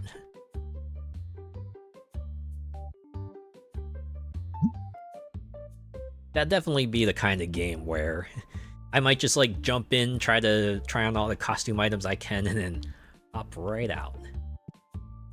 That's what I did for another game. There's one called Stir Nova. That's basically a third-person shooter, but I only downloaded it so I could like just take pictures of all the outfits, and then I went and uninstalled the game.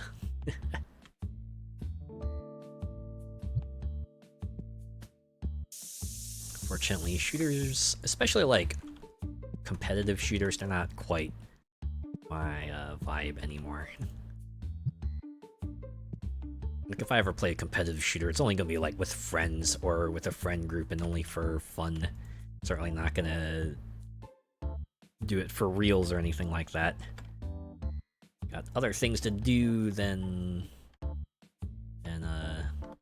play a whole bunch of multiplayer games, right? And it's definitely a me thing, but certainly don't have too much fun, you know, getting curb stomped over and over. And it feels like in those kinds of games, you can get into some really, really bad losing streaks, right? So I'm like, yeah, I'll just save myself and save everyone else too, right? If they derive fun from the competitive side of things, then more power to them, but I got other things I can do with my time.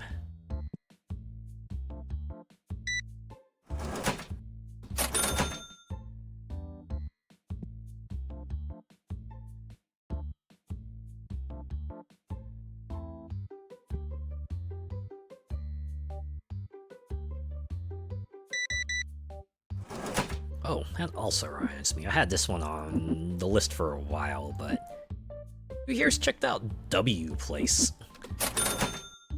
Basically, like a website based off of a subreddit that's called Place that is only active for like very small parts of the year. Usually as like an April Fool's joke, but it's like a giant canvas, right?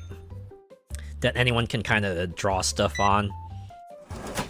And W Place has like an additional thing where you draw on like the world map. So some people have had fun with that.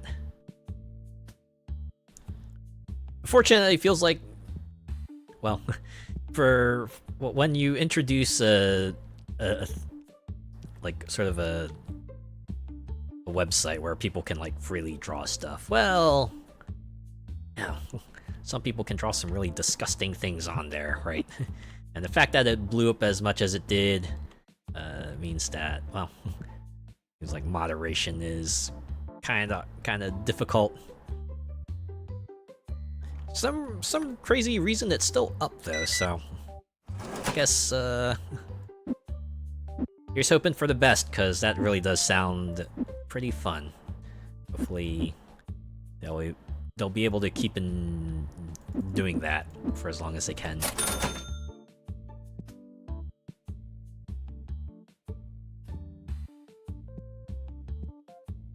I know there was like another app that got shut down because like the whole moderation side of things eventually became too much for them to handle, and they're like, yeah, we can't do this anymore, sorry, but we're just taking this offline entirely.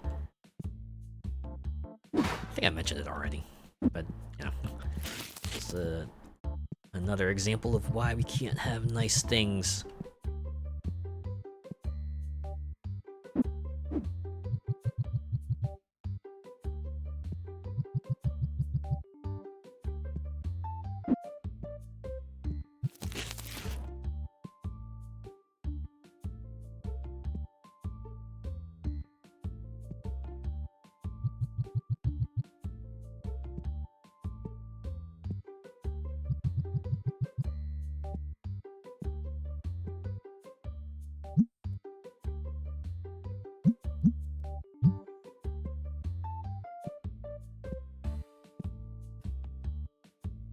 I think another thing people were asking for is like some way to update all your prices in a shop.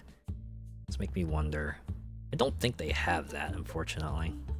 No way to kind of do that still. What we have here. Oh, really pricey on some of the cards? Oof. Good price for the cards. Okay. Looks like most of the complaints are of the pricing up, and one too smelly. Ah, that was when I let a stinky person stay in the place for too long. My bad. That is something I could absolutely fix.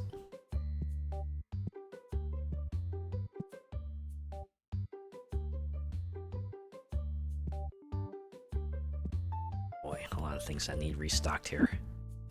Oh no, that was really. Now Mafia Works is not selling? Alright. There. Hopefully that's a better market price for it. I needed this.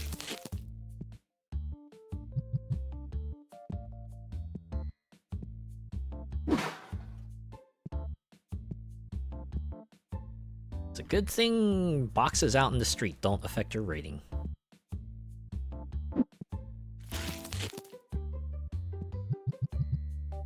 Good, I could put the whole thing out there.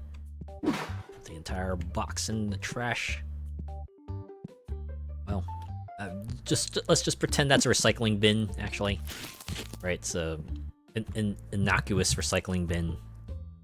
Alright, because, you know, recycle cardboard. Cardboard can be recycled, so if you can recycle it, then recycle it, right?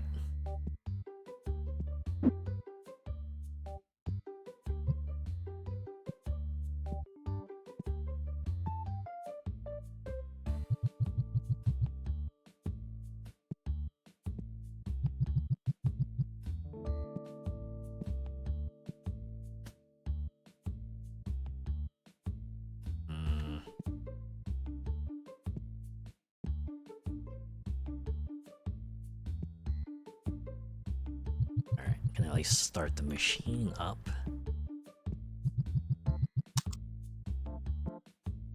Inventory time.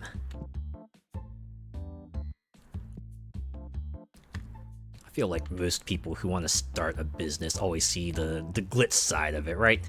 They see like the people being able to be their own fella in charge, their own the person who sets the rules and everything, but they never, you know, stop to consider the other side of things, right? They never think about the business side of things. Turns out running a shop is just more than, you know, opening a store, putting stuff on shelves, and then watching the people come in, buy your stuff, and then the money roll in like gold from the heavens. A lot more stuff you gotta do on the backside, right? You gotta take care of the bills, you gotta maintain the building and the facilities, you gotta do advertising and promotions and maybe a little security, try to foster the kind of community you want.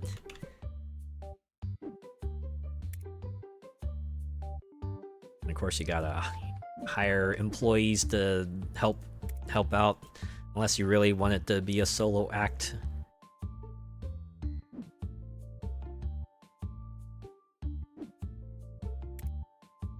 Well, there's a lot to consider, right? It's not just like start business, make money, or, you know, it's not just like start business, question mark, profit. There's a lot of steps in between, a lot of things you gotta do to keep it up.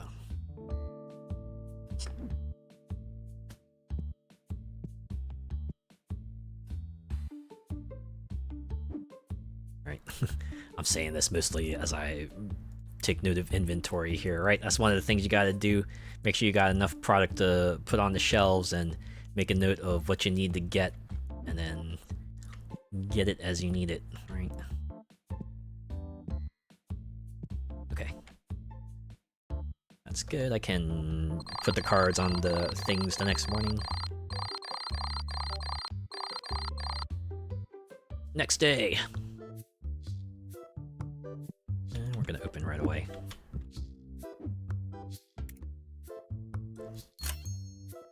Ooh, it's $2,000 worth of product. I just need 9,200, and then I can get another cashier. Then again, no one's complaining about the lines. No one's complaining about the lines. Do we need another cashier?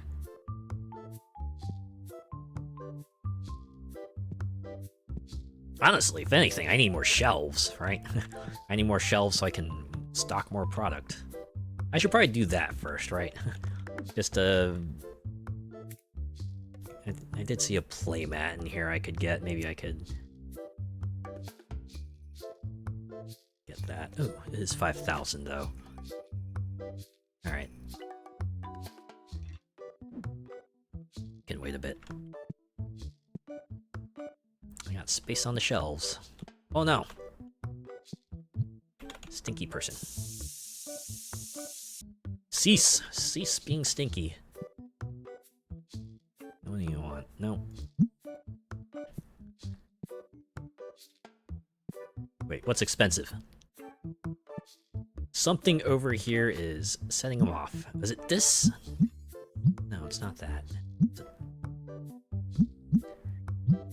Probably not that. Is it this?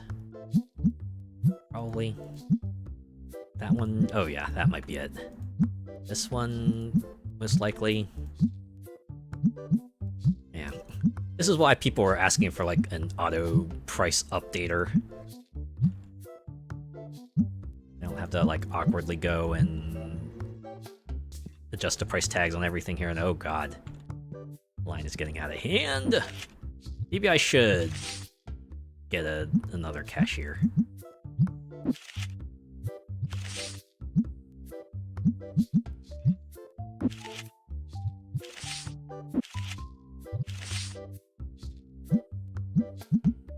I remember correctly, having a lot of empty card slots also kind of negatively impacts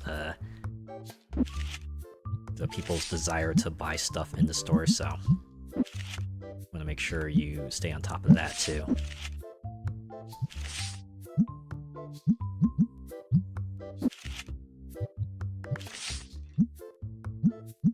Yeah, okay, maybe I shouldn't worry about getting that playmat. Maybe I should get a cashier instead. Definitely get the one that has a fast cashiering speed. Maybe after that I can hire... Well, first I'll get more product, and then I can hire a third stalker.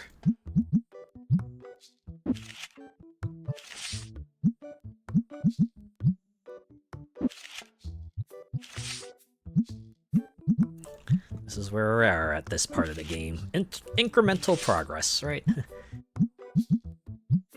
Just time, just a little bit over time, we'll keep getting enough money for that next upgrade and make things a little bit more efficient in the process. That's how these things work. Oh, someone just stacks the Mafia work boxes in front of the thing, that's fine. Thankfully, no one cares about boxes in the shop. Oh, I have a card. I do not want that card.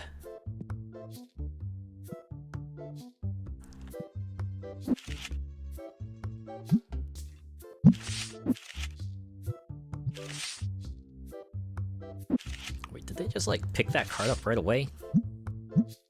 I mean, thanks, I guess.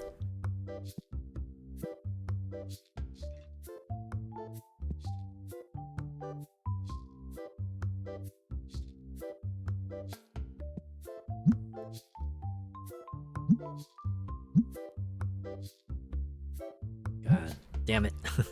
Why is Mafia Work suddenly not selling?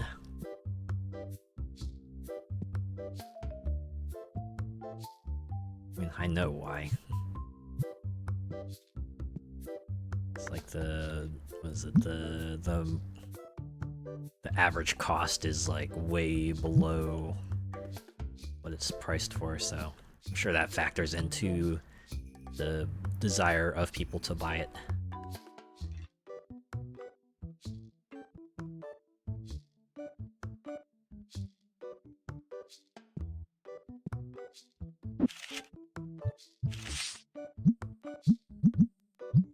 Oh yeah, that's right. I got cards in the pack opener, don't I? Yeah, I do. There we go. Got a whole new set of valuable cards to throw out here. That's usually a good sign that you should probably crack open more packs when the cards that you can put on the shelf are like $5 or less. Because that's the upper limit for the bulk boxes. It's $5.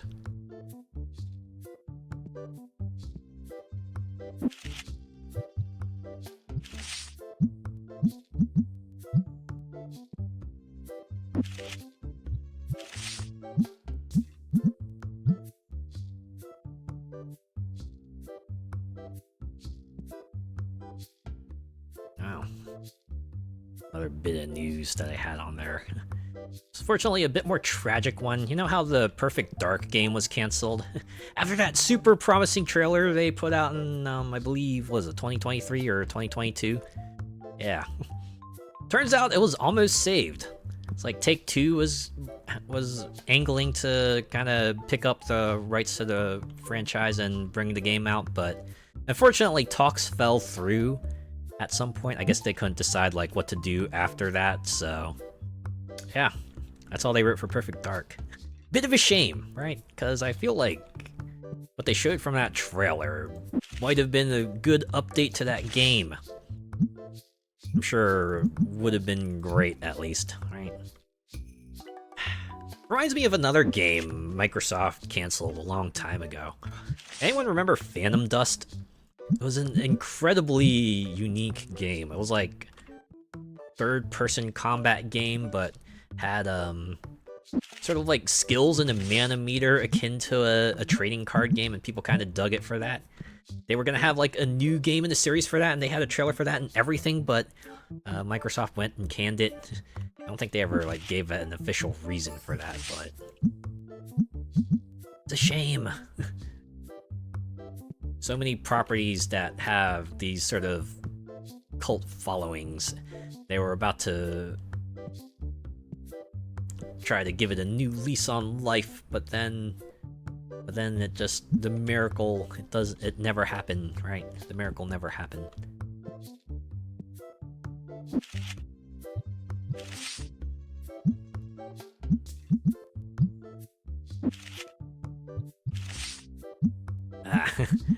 Honestly, that Perfect Dark game, right? If had it come out, that probably would have been one I would have played day one. It really, really won me over with that trailer.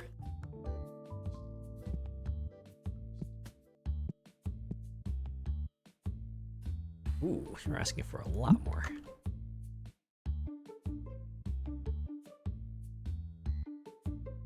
Reminds me of Deus Ex, right?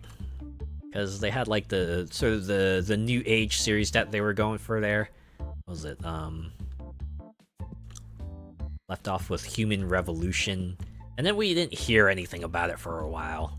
Was it until Adam Jensen's voice actor finally kind of said on Twitter, "Yeah, don't expect another game of this series." Like,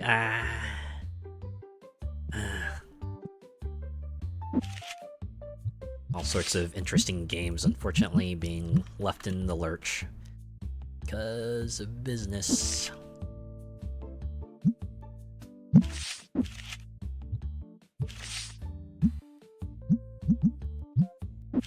Yeah. Thing about these things is that if there's enough of a want, right, and someone with the particular set of skills to make it happen, hopefully we can just hope for in the future someone makes a spiritual successor, right? Maybe there won't be any more Deus Ex games, but I can hope that perhaps someone out there is inspired enough to go develop a game in the vein of Deus Ex, right?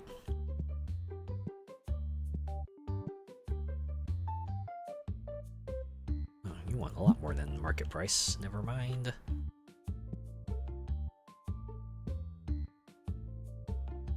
Alright, we're up to 9,000s now, so we're in striking distance of getting another cashier.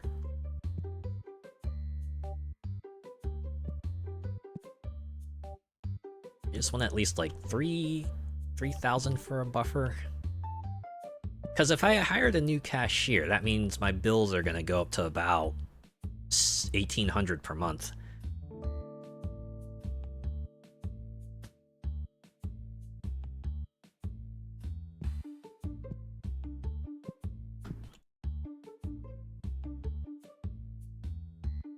Oh yeah.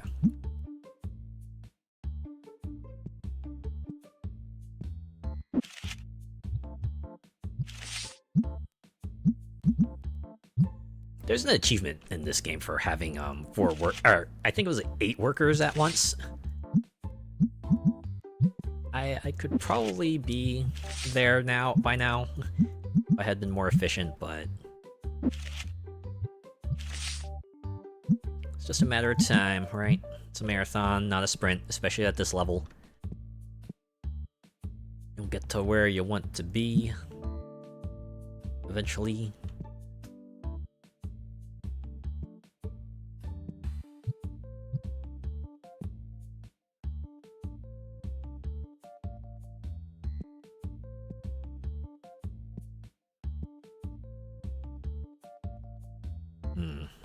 So given the restocks and everything, I probably want to have at least $5,000 on hand each night. So if I go up to 15,000, that means I can put Operation Second Cashier into motion. So we'll wait till then.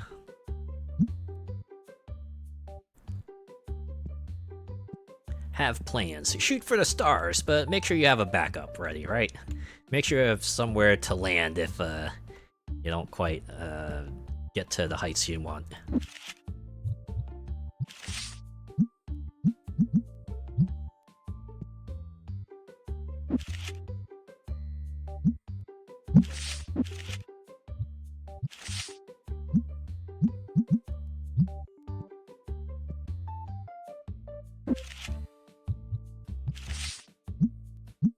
See, we have ads. Oh, Another person looking for a trade. What do you want? No. Nope. Not interested. I should probably throw some graded cards out onto here. I think about it. How do I do the grading service?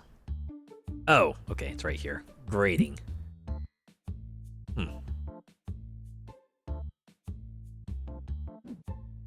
Yeah. I don't know how much grading can affect the market price.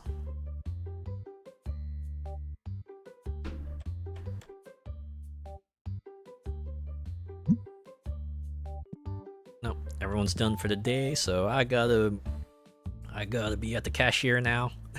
Oh god, I just realized.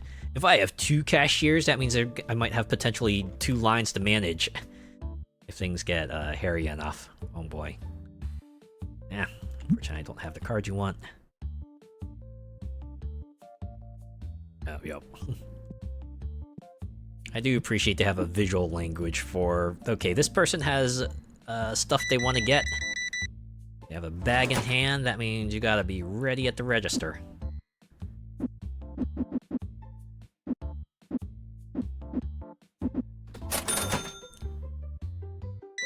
Wow. Someone buys 200 ducks and then another person buys 15. Well, see, this is fine, right? Get what you can afford. I'm certainly not gonna fault them. 15 bucks worth of stuff, and they got the money to pay for it. Then go right ahead. Although I'm pretty sure I saw this guy just walk up into the store. I have the close sign out, buddy, but all right, you want to sell me your $1 card? This is pretty much like the card shop version of the guy who bangs on the door at like 9:05 when closing time is 9. They're like, I just need to get one thing! I just need to get one thing, and then... Alright, like the ideal situation, of course, would be to go, well, tough cookies, come back tomorrow. But then, other cases, they might have to let him in, and then the customer ends up spending like a gazillion years boring around, right? Until they finally get what they want. And they have all the poor workers staying there hour after closing, and then they gotta stay even longer after the customer leaves because they gotta do the clean out and closing up procedures and everything, and that just throws a wrench into everything, and... Ooh.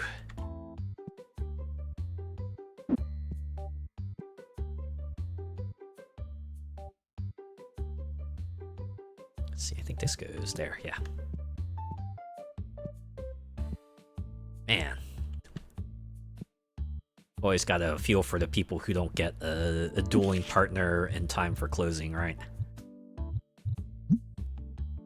I need ghost cards. Oh, I got the one. Or a graded card out there. I like how these are like order of acquisition. Although you can sort them, so... I did price. That. Yep, just like that. Alright.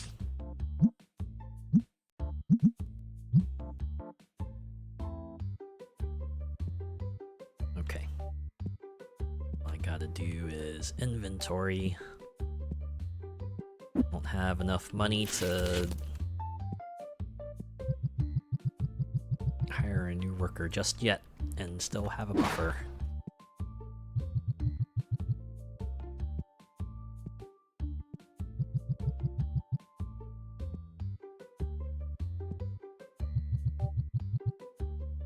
You know what would be pretty neat? And this is probably like going to be a super far in the future thing, if anything, but what if they made this multiplayer? What if you could like invite a friend over and have them like help with functions in the store? I imagine that might break a few things, right? Like, you can do this solo because of the workers, but imagine like 2 people being able to kind of go around and do a bunch of functions all at once could probably be super efficient. And it just gets even more so as you add more people into the mix, right?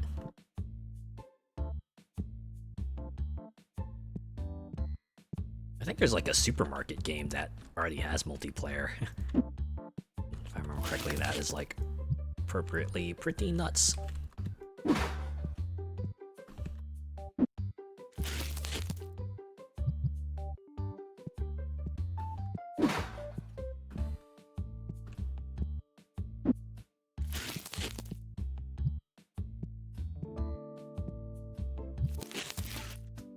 Alright.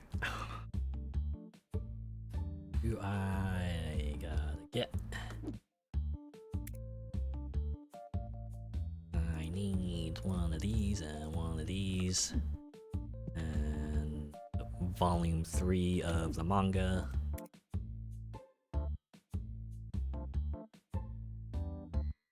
It's this one. I need one of each of the big figures. What are these figures here? 55, 70, 75, oh, 80. Oh man, these are like super endgame items here, right? Something to just like give like the players who really play for a long time something to shoot for. It'll probably be me after a while. After a certain point, I'll be able to afford those. Not a matter of luck, it's a matter of time.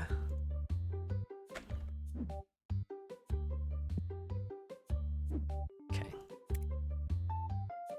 Little star plushie.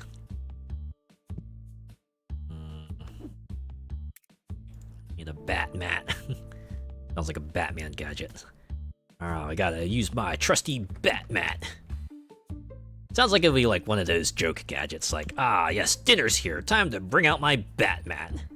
So I can leave the table nice and clean. It's like the bat credit card. I look back on that moment and cringe, right? I remember, I imagine a lot of people remember the bit, right? Because that's the part where Nostalgia Critic, right? If anyone who watches that, he flies off the handle, but, you know, looking back, I'm like, yeah, that's like just a really dumb bit, you know? Because the tone of that movie in general is just really goofy, so sure, why not, right? Batman would have a bat credit card, right? Because he has a bat everything, so it's like doubly funny because he's a rich guy too, so, you know, of course, right? He would have a credit card. It's like a super easy gadget for him to queue up there. I guess I'm just saying, it's fine, right? It's fine. It's a fine bit. It's a fine gag.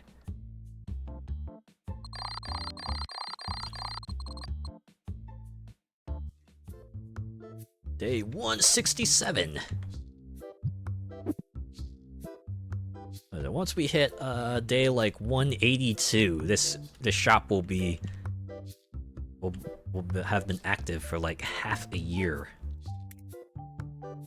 Ooh, $3,000 worth of product this time. Oh, even a little bit more thanks to Tabletop.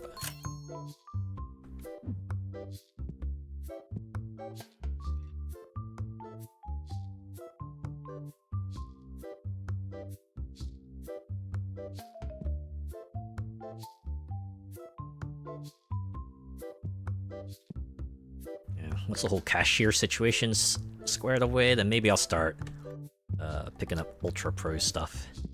Start stocking that.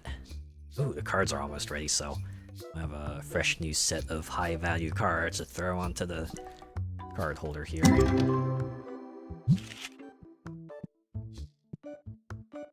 Ooh, someone with an offer.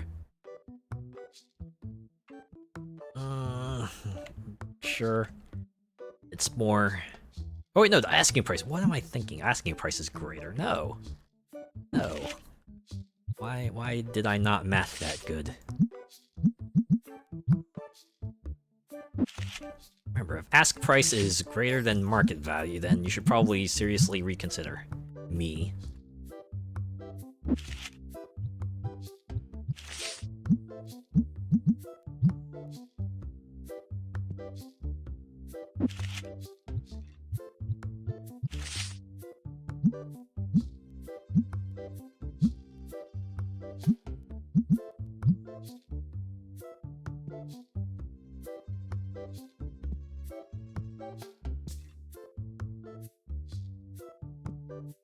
Another one. You want an expensive card? Not interested. Alright, I think I need to make some bulk boxes here. Well, I don't need to, but I wanna. We're gonna do that.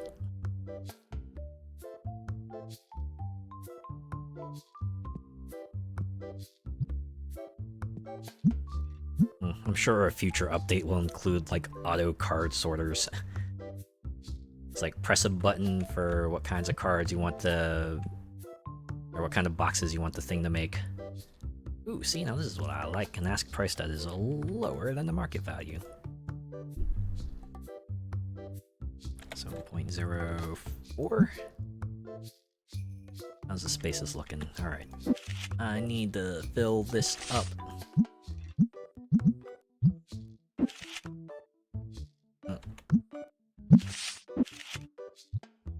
Yeah, look at that. Look at that. Thanks for buying that card.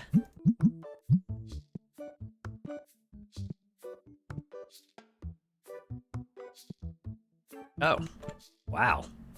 Those bulk boxes sold quick. And I got more coming!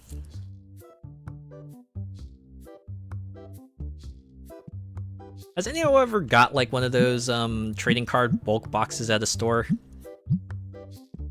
I feel like most of the time in real life, those are probably a scam. Sure, you're getting tons and tons of cards, but it's all gonna be like that inexpensive stuff.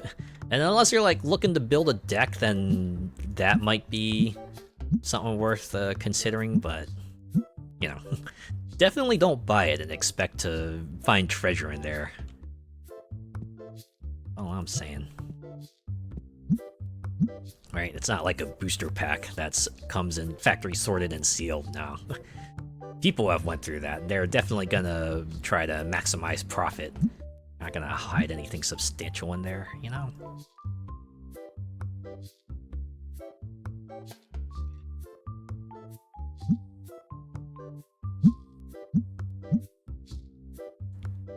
Like the likelihood that you get the bigger box or the higher rarity boxes is a lot lower. Like you'll occasionally get a yellow box, right? Very, very occasionally a purple box.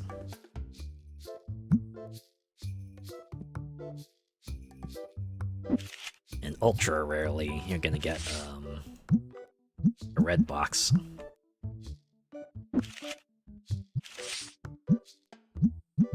No red box, I think, declared bankruptcy a while ago, right?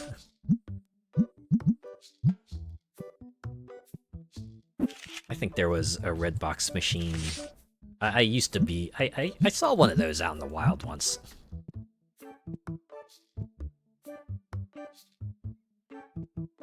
Never used it myself. I don't know, it just felt like a little dubious to me, right? Just an automated place that was basically like Blockbuster in a machine, and yeah, I guess it worked fine for what it was, but I think at that point in my life, I was able to just buy things. So I had the money to do so, so I just did that. Also, like, coming into the age where I just, like, you know, downloaded games too. Buy games for download, I mean, right? Not just, like, straight download.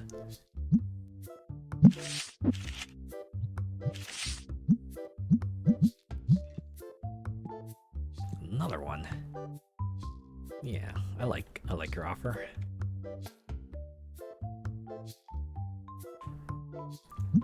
You are accepted.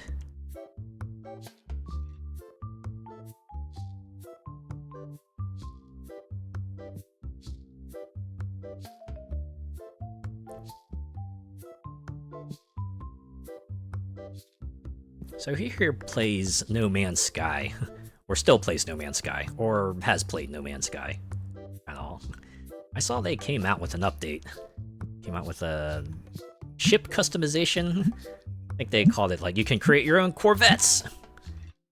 Which is pretty neat. I saw someone stream that, and they, like, made a ship for their party to kind of go through. Ah, No Man's Sky. Probably one of the cooler comeback stories to come out in recent years. Certainly had a really, really steep uphill climb after their super rocky start. But they kept on working at it. By Jove, they kept on working at it. Put out so many free updates. And then now, I think a lot of people would probably agree, is the game, at the very least, it's very, very close to the kind of game you were expecting when they first showed it off in that trailer long, long ago. Again, a long way to get there, but they certainly got there. It's been out for like quite a while. I want to say like almost 9 years, 8 to 9 years now. That's a long time to be working on a game. I think a lot of people would probably agree. They've certainly put more than their fair share of effort into it.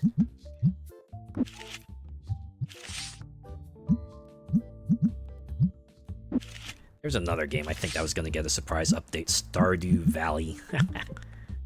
That is great. I think Concerned 8 was like, yeah, 1.7. It's going to come in the future, right? Can't put a date on it, but you can expect it soon. And that game's been out for a while, too, and I know a lot of people were, like, super excited for it. I guess we'll see what it's going to entail. I'm sure it'll be a substantial update. Stardew, another gift that keeps on giving. It was already a fantastic game on release, and it just got even more fantastic with every subsequent update. And it is one that I wanted to play it for a while, but I feel like if I was going to get into one of those types of games, it would probably be Fields of Mystria now. And that's specifically because that one looks like 90s anime. They look anime style. Right, you put anime style on a thing, I'm like, yes, please, I will, it's more likely I will consider picking it up, right? Although, speaking of Stardew, I think I mentioned it in a previous stream, but Stardew Valley had a crossover with Infinity Nikki, and they updated the game to have the crossover, and boy howdy, that was a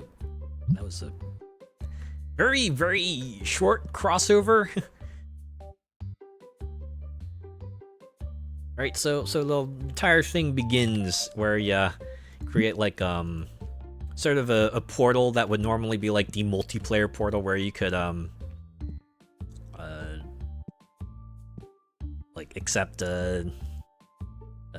friends and other players and that stuff, but they had I think it was like a creature from Stardew Valley come in.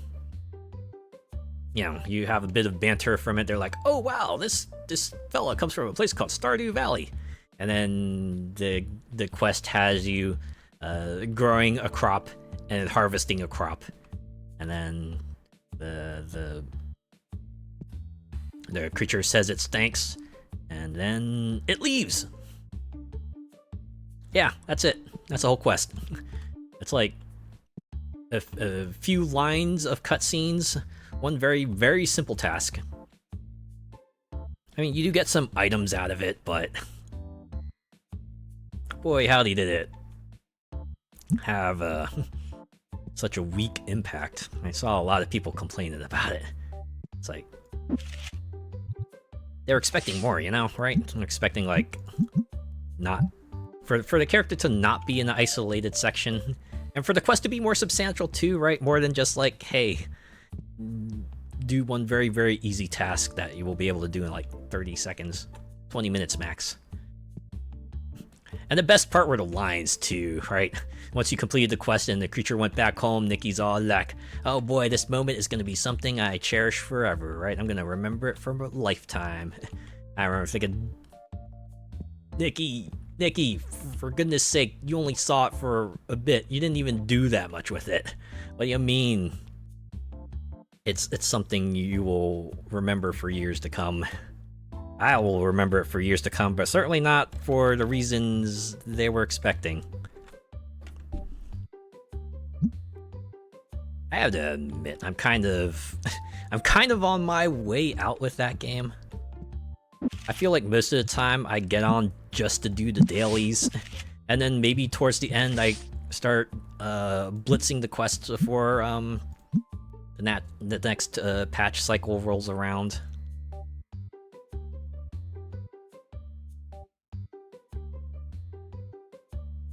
I think it might be a good time to kind of duck out, especially since there are going to be other games that are coming up that will start vying for my attention.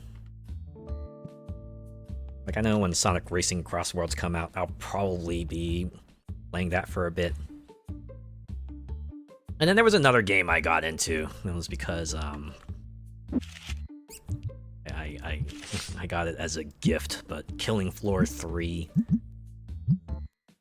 Because my friends group, we kind of started with Killing Floor 2, so we were pretty excited for the third game to come out, and then it came out, and then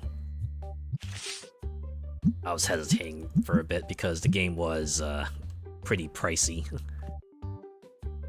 Oh wait. Oh wait, but you have a higher ask price. Never mind.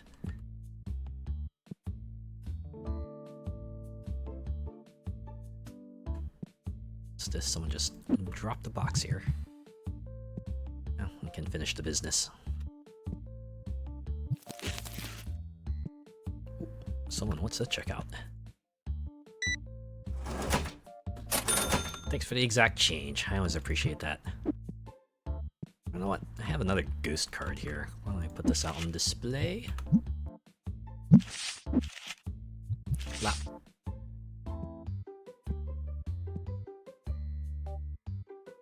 But yeah. I played a bit of Killing Floor 3, is very much Killing Floor, right? Killing Floor, ask Killing Floor, as some people might put it. It's still fun for what it is, right? Progression a little different. I guess I can kind of appreciate that you have like a bit more customization on how you want a weapon to perform. So if you want to have it pack a bit more of a punch, you can put it in that direction. If you want to make it more accurate, you can do that too. I guess it kind of replaces like the straight tier upgrade system that Killing Floor 2 eventually implemented. You can decide how the price goes up and everything like that.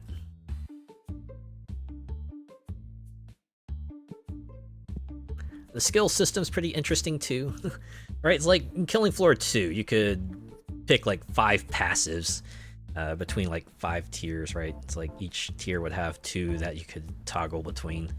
And then Killing Floor 3 gives you like it's essentially like 15 slots divided between 3 categories. So you have like passives and things that affect your ability and things that affect your throwable. And the thing with those is that you can also upgrade like the benefit the skills give.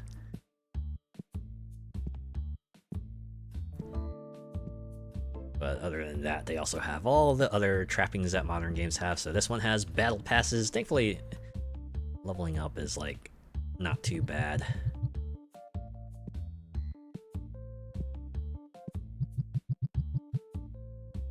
But yeah, between Killing Floor 3 and Sonic Racing soon, maybe it's about time I drop one of the other games I revisit regularly. Good excuse for me to duck out. It's always the hardest thing to do, especially with like those games that tend to have like perpetual periodic updates. It's like knowing when to walk away, right? Knowing when you're not having fun anymore. Just like saying, I'm good.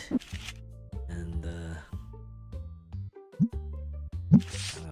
wiping your hands of the whole thing there.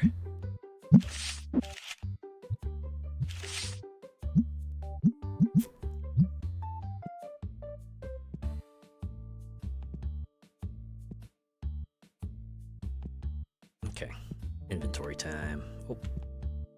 Oh, maybe after I restock the bat plushies.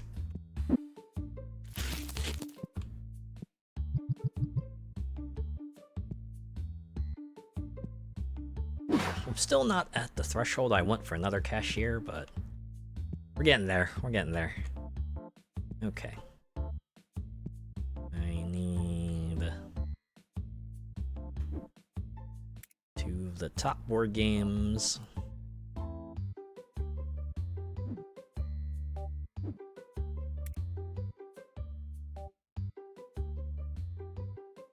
Each of the bigger figures. ordering much tonight. Some of the mid-range star figure. One box of those dragon mats. And not like materials, just like a mat with the dragon creature on them.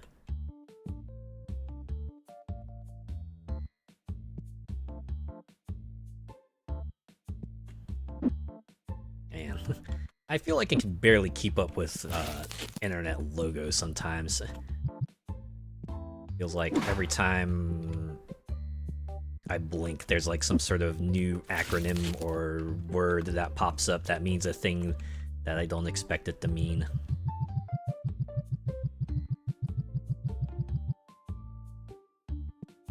Alright, I think I need to throw out some purple packs. Just one box of that. Oh wait, did I pay bills? Oh, I forgot to do that for a day. That's fine. Thankfully, you have a week's grace to kind of get everything. Although it builds up per day, so you gotta be careful of that, right? Don't spend all your money in one place and all that.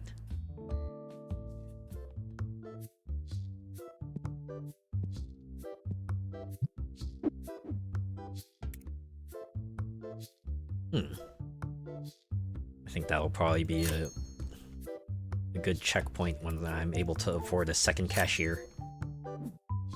Really get this thing to pop off.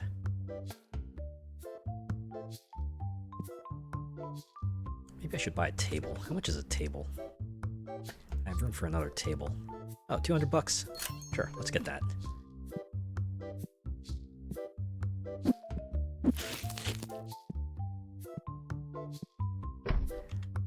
I'm sure anyone watching the video now would probably be like, for the love of God, someone please put some more shelves out. Stock some more product. But I'm like, what if I just want each product to have one space on the shelf? No. You're asking for more.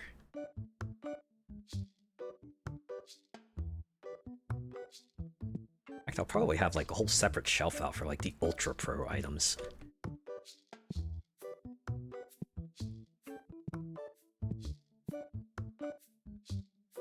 No.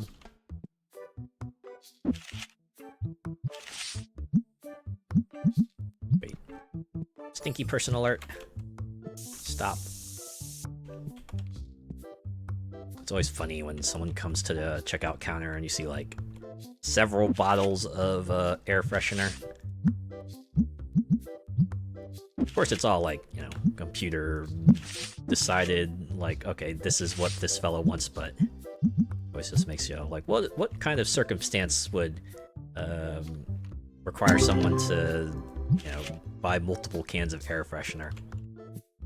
You know, provided they don't work at a separate shop or something. Oh man.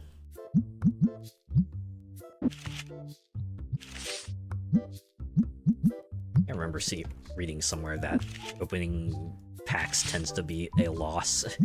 Because any card that's like super duper valuable, you're probably not gonna put out for sale. Which leaves everything else. I see this card is still... Yeah, I'm just asking for 3,300. I mean, it's only a matter of time. Someone will eventually pick it up. We'll make that money back. Sure. I think I can sell this for better. Even if it is just several bucks better. More than enough.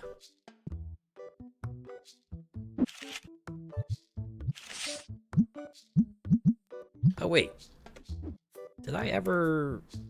Oh yeah, I guess I did. I think what I need to do is pay my bills, so let's do that.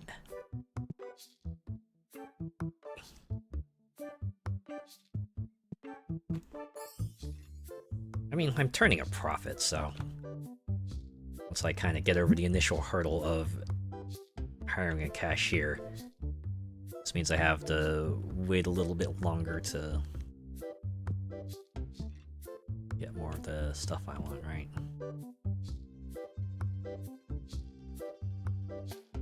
Oh, is it just me, or is like not as many people playing card games? I have one table occupied. I feel like we got more of those. I think I remember reading somewhere there's an optimal number of tables you can have out too. I should probably be reading reviews. What do reviews have to say? Neat and tidy, tries to keep it clean. Card is really cheap. Can't get into the store. 1050. What? I don't. There's nothing. You have a path. Other people are able to get into the store fine. I don't know. I mean, obviously in real life, this is probably a nightmare for anyone who has who needs a mobility aid. But you know, everyone in this game can walk, so I don't know what to say, man.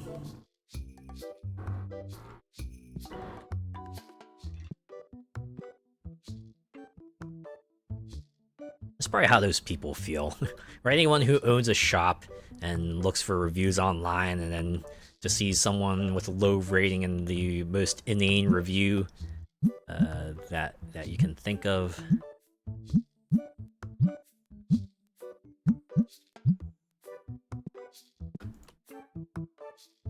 All you can really do is just have like a good laugh at it.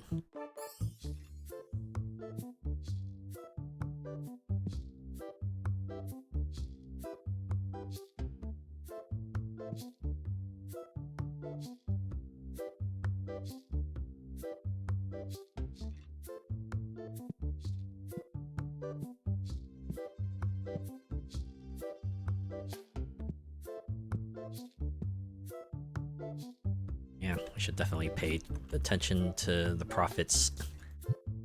See where I stand. Make sure I can really afford, what was it, the extra $660 upkeep bringing on another cashier is going to require.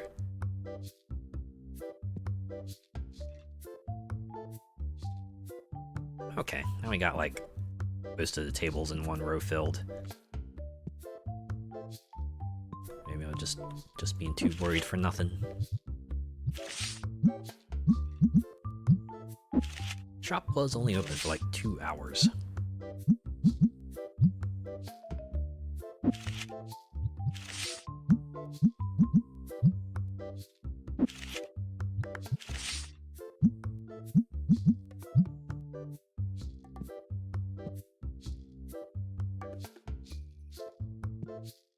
God, we are so close to level 48. Oh, well, I have to gonna put my plans for another cashier on hold. Was level 48. Okay, gets me the big version of these packs. All right. Put me back $6,000 though.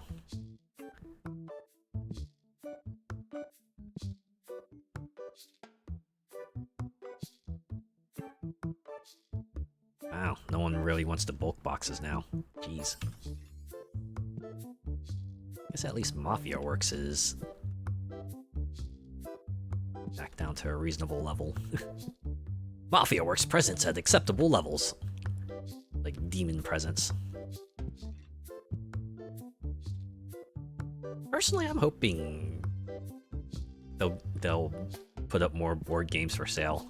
Well, I guess that'll depend on like if they can get any other board game companies to have their product featured in the game.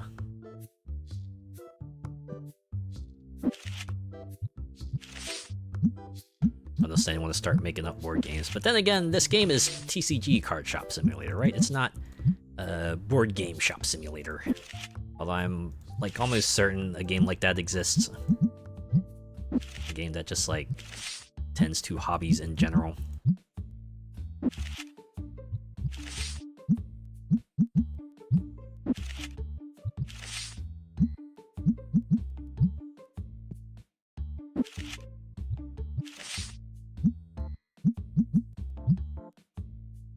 I think people have also been asking for a while, some sort of way to let you know that you've leveled up.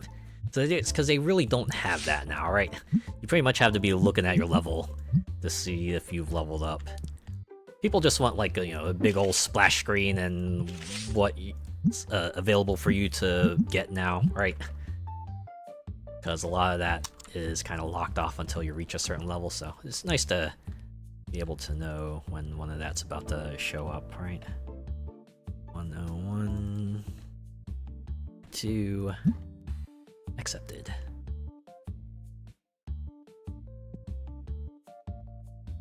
I guess it makes sense that the shop would be a bit more lively in the afternoons, huh? That's when everyone's off of work, everyone's probably out of class unless you got like night classes or something. Has anyone done night classes? I actually did night classes for a period of time.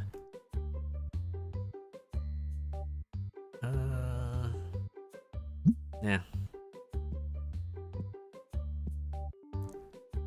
Yeah, I did night classes because I was working during the day, so I guess that was like my double work period, you know, doing stuff for a company during the day and then making sure I did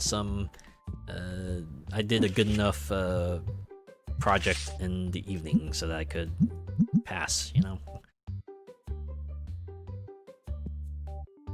Fun times.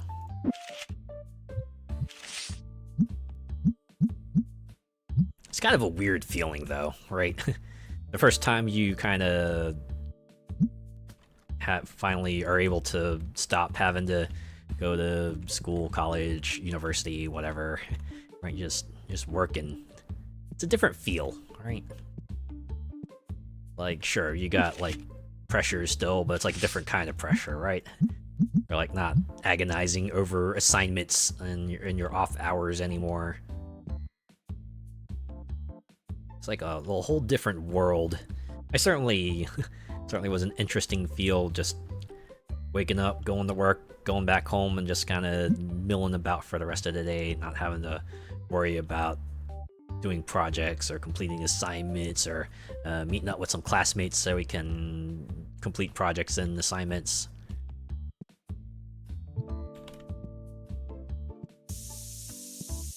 I think it was like that point where it's like, oh wow, I'm kind of just living life now, huh? Just living it. Alright. $12,000, but a lot of that's probably gonna go to ordering product.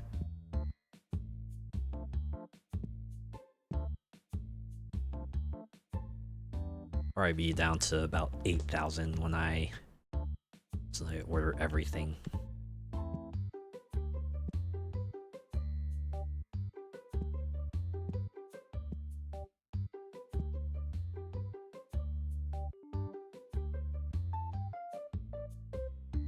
Right, one more hour.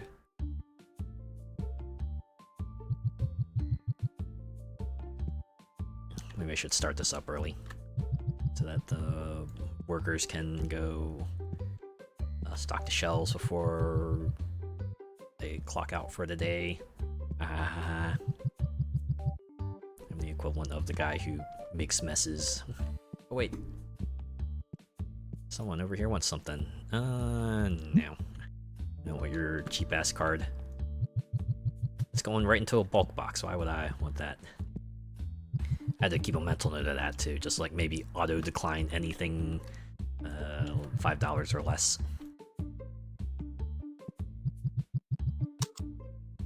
There we go. 20 minutes, so it'll probably be ready by the time I finish inventory.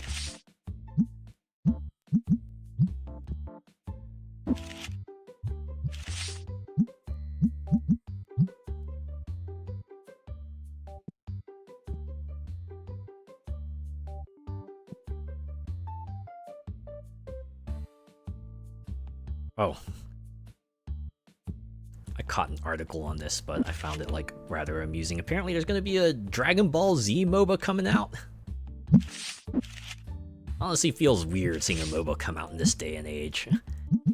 Like the MOBA wave already happened like quite a while ago. But yeah, looks like it's gonna be a 4-on-4 game as well. Well, it's Dragon Ball, so it'll probably see some play. The question is, how long are people gonna stick with it? Then again, I think, was it the Dragon Ball Z, the Breakers game? I think that's still around. Anyone remember that? I think people describe that as Dragon Ball Z meets Dead by Daylight. That's probably an accurate descriptor, I would think.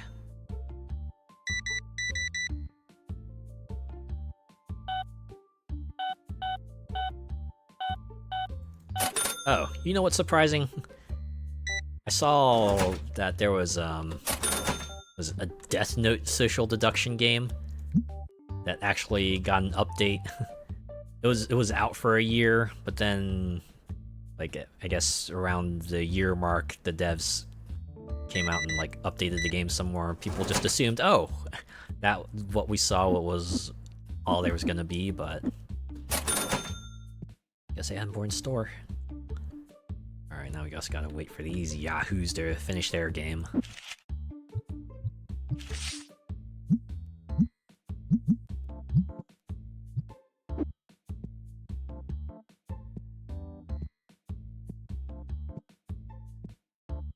Okay, still 2 hours. All right, still running.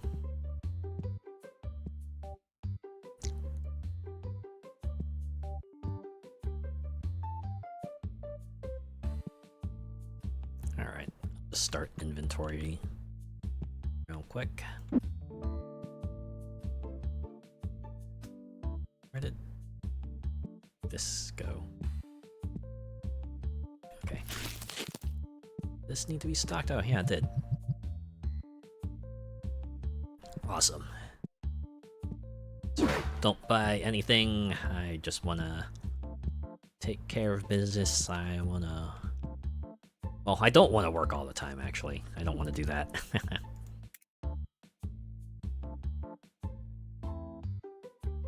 Nope. That's the other set pack. Okay. The purple box. Wait, was it regular purple box? I think it was regular purple box. It was. Regular red deck.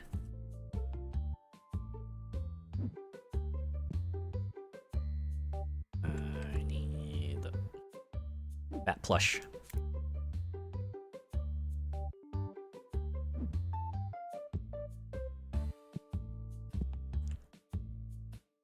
I need... Oh, I actually need Mafia Works. Haha.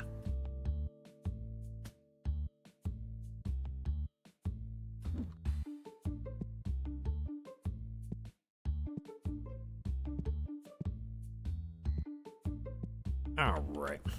Definitely gonna pay attention to the summary of this day.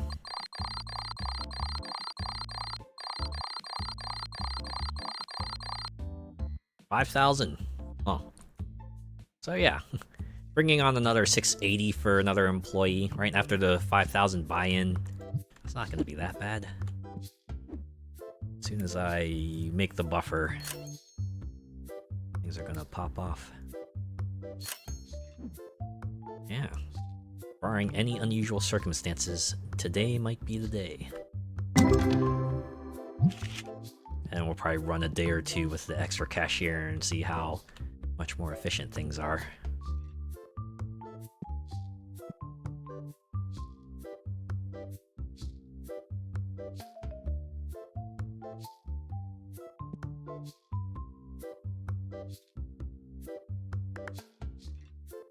Does make me wonder though. If they do implement a multiplayer, they'd also have to implement player models.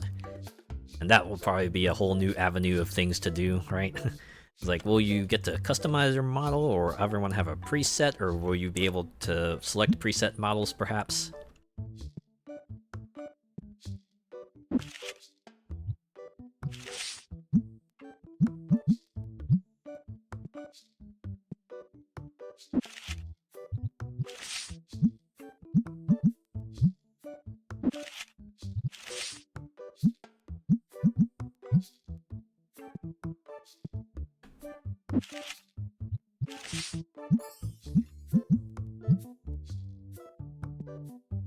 Yeah, cards are flying off the little stands.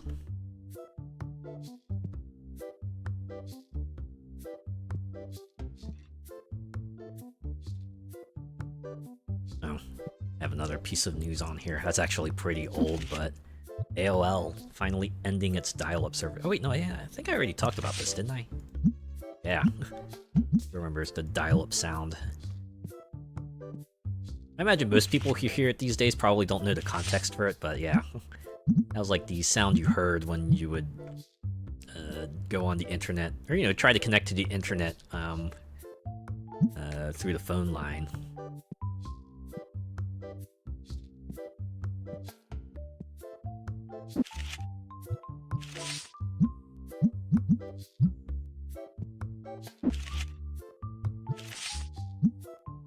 There must have been, like, a fair number of people still using dial-up if AOL were offering that service up to this day.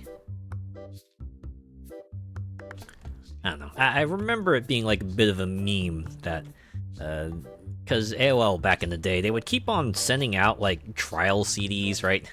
Trial CDs that came out in these little cases, and it would mostly be, like, junk mail and stuff, but I remember there was like a bit of news where someone was trying to gather, I think it was like 1 million discs.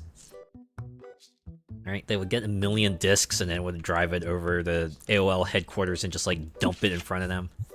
Because you imagine, that's like a lot of waste when you think about it, right? Because not everyone is going to use those discs. I just remember some of those CD cases being pretty interesting, right? Like, of course you had cardboard sleeves for a good number of them, but I want to say, like, several of them were jewel cases. And then some of them even were, like, some interesting wooden cases, too. I remember that one specifically. I found that fascinating. Wanted to keep one of those. I'm pretty sure not around anymore. And you know what I especially remember? If I want to say one of them had like a demo. Had a demo for the PC version of Sonic 3 and Knuckles. I remember playing that a lot. I remember being like super excited for it because, well, it was Sonic and kid me liked Sonic. Well, adult me liked Sonic too, but yeah. But the demo only let you go through Angel Island Zone. I think it was like the entirety of the first zone too, so you got to play through that, and then, you know, you'd hit the end of the demo. I'll just like play that over and over and over and over and over. Because, you know, as a kid, you gotta make do with what you got. No money, so yes, you just had to make do with what you could kind of convince your parents to buy for you. Alright, well, we did it. We're at level 48, and we also have, at least met the personal threshold for, hiring a new cashier. Wait, bills? Forgot about that. Okay, we still have a little ways to go. Yeah, and I ordered the product.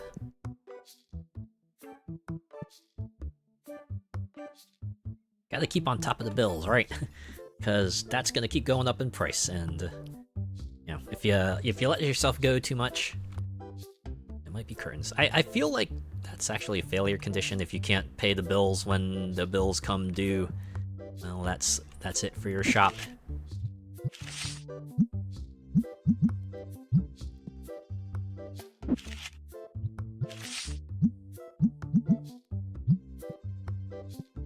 Alright, we're pretty close to the threshold again, though.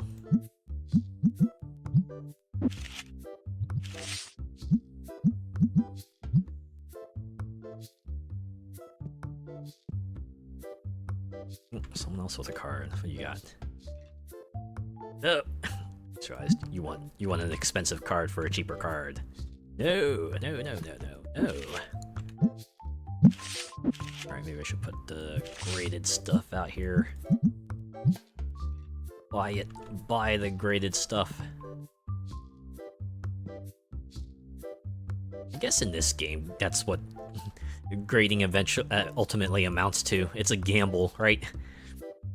You can send in cards and maybe you'll like, hit it big and be able to sell it for more, but if you mess up, you might get a low graded card and end up selling it for less.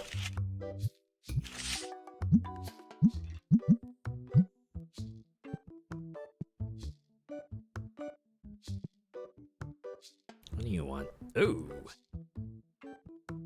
Okay. Oh wait, no. Yeah, I was about to buy a card that had a greater ask price than the market price.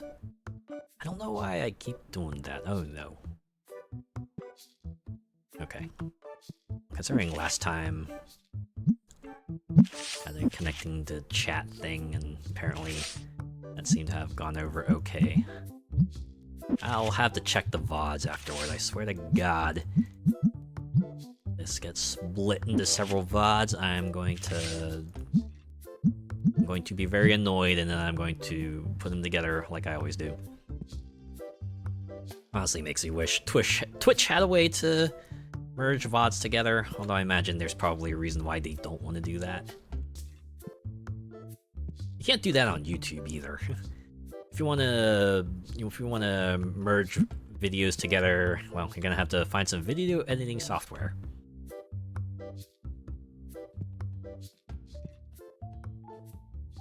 Although, you know what I realized recently? I'd been using YouTube's trim feature wrong. Oop. Alright, this is probably only gonna be really familiar with those who, you know, do videos on YouTube, but they have this feature that's like called trim. And the way I thought it worked was that they had these two handles at the beginning and the end that you could pull back and forth. I thought that was like the only way you could trim a video. But it turns out there's another way you can do it, right? And you can do that way by entering in like the exact time code where you want the trim to start and end. So I've been doing it like the slider way for way too long, right? When I could have been doing like the exact cut that I want this whole time. I guess it's better late than never, but if I realized that earlier, maybe I wouldn't have to go through so much pain to try to get a decent VOD. In fact, now that I can like cut things on YouTube exactly, I wonder if I could like change up the pipeline a bit. Just export the Twitch VOD directly to YouTube and then trim it from there. Because the way I do it now, right, is that I trim the VOD on Twitch as a highlight. I like just make sure, just have like the gameplay part of the whole thing. And then I export that to YouTube. That way I just like enter in the timestamps for, you know, the video and stuff, and then prepare it for publishing. But I could probably switch that up, especially since Twitch has like the video storage limit now. You can only have like 100 hours worth of non-VOD, non-clip videos on your thing. Yeah, sure, trade that. That was a thing they did a while ago. I remember when they put that up, it was like, alright, we'll show you this meter that shows you just how over the limit you are, and we'll give you 2 months to kind of get everything down to size. Which makes me glad that I had the whole YouTube pipeline up already, because I could just like go in and delete all the extraneous VODs, and I was able to get it down to 100 hours, but I know other people were rushing to try to download everything or export everything to YouTube. Fortunately, some people didn't quite make it till before the deadline hit, and then, you know, bye-bye videos, which is an absolute shame, but yeah, it's a shame. It's just a shame.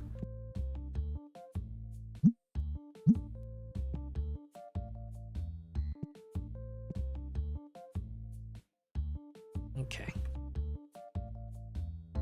Probably want to wait till tomorrow to do the whole thing. Right, that way I can save myself a little cash on paying the bills. This one... Oh, no, again, higher asking price. I don't know why my brain swaps the two. As you'd think it'd be like the easiest thing in the world to recognize, but for some reason I just have a little trouble every now and then recognizing that. Right, so like the number on top is higher than... Yeah, like this one here, right? The number on top is lower. So of course I want to get in on this one. Like even if I sell it at market price, I'm gonna turn a profit. I'll even turn more of a profit once one of these slots opens up. What do you got? See, number higher on top, decline. It's that easy, me. Why do you always get that mixed up? Come on, pick up a card. There we go. Thanks for freeing up that spot. About ready to drop a big one. Not like that, you weirdos.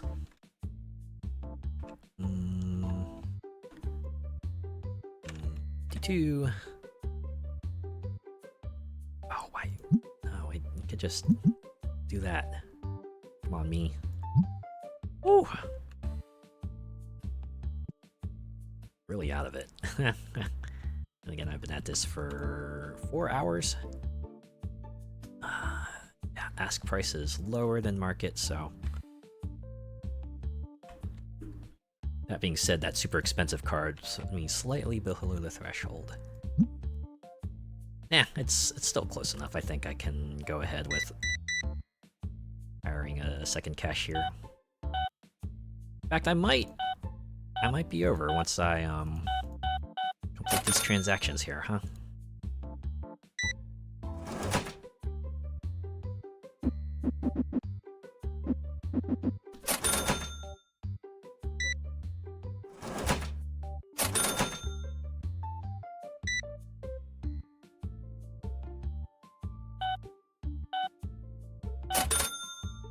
I wonder if the bills look different depending on which currency you pick. So since I have USD, they show dollar bills, but if you have like another currency on here, like pounds or the yen or a euro, the bills look different. That'd be kind of neat. Would be a nice touch at least.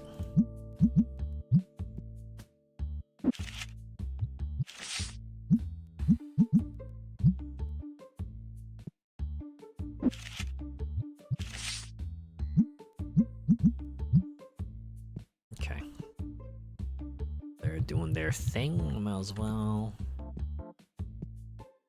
prepare for the next day.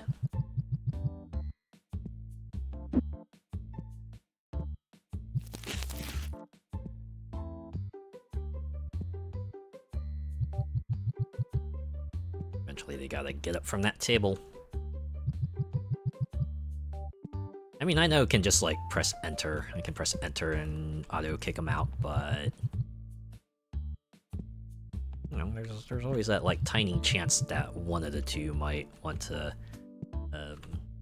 buy something last minute, which obviously is not something you should do in real life. But in a video game, hey, I'll take every inch of profit I can get, right?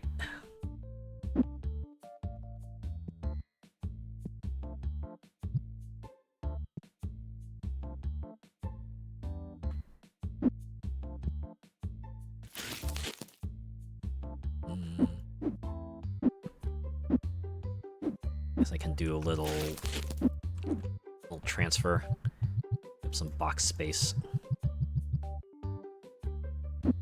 Can order a little product. Oh, not that one.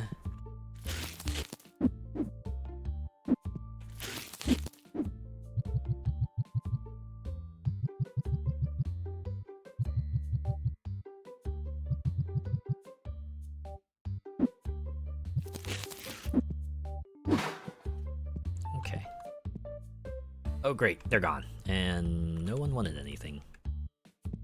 Perfect. Just me and my thoughts. Once again. What did everyone have for dinner? Mentioned on Twitter, but I had mac and cheese and steak because I had leftover steak because I was doing like a meat and potatoes dinner all this week. Found a box of mac and cheese, so decided to just do that. What's really funny though, the box mac and cheese set I had was a Cheetos mac and cheese. Boy howdy. That was really, really orange. I was shocked when I opened the pack, right? The little cheese powder pack that you put in the mac and cheese. It was like super orange. I know it was like that orange because they wanted to match the orangeness of the Cheetos, but good lord, it was weirdly uncanny to me. Just reminded me why I decided that one other month to just do like a mac and cheese bake. Still by far, probably one of my proudest cooking achievements I've done in recent memory. I'm just shocked at how well that went. I was expecting something to come out wrong, but nope. It was just a fantastic dish all the way down. God, I would serve that up at a gathering next time.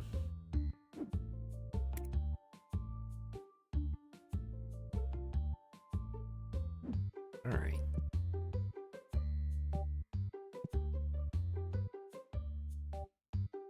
The dragon mat and the robot mat.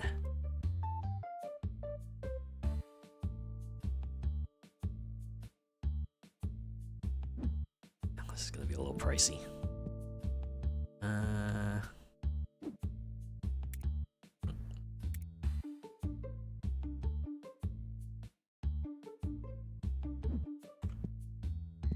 Oh yeah. Okay. Pack machine is running. Alright. Let's see the day's profits.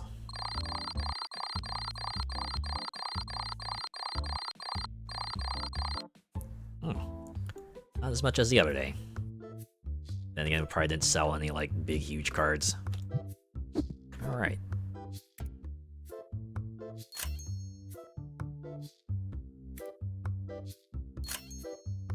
So order all this. Pay bills. Okay. Let's get to work. Another shop expansion. So, hey everyone, guess what? We're gonna have a new employee coming in today to help us out. We're gonna have a new hand in here to help with the checkout, so you won't have to do things alone anymore. Okay, where do I put this? Oh god.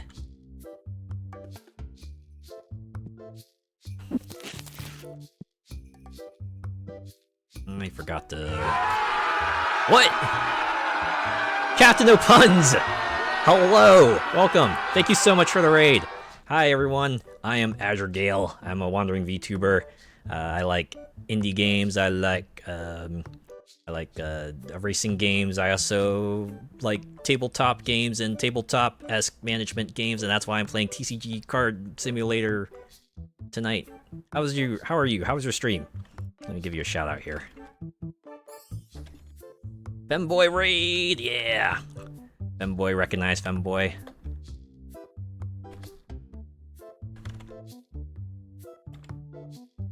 That's why I like having a sound alert for this. Oh, RimWorld! Ah, very nice. How's RimWorld? I think I've seen you stream it a few times. I've seen other folks stream it a few times. That looks like another one of those kind of chill games. Was good. You playing some RimWorld today? Very nice, very nice. How did it go? How's your civilization going? Are they thriving? Did you get up to some shenanigans? Hope you had yourself a good time.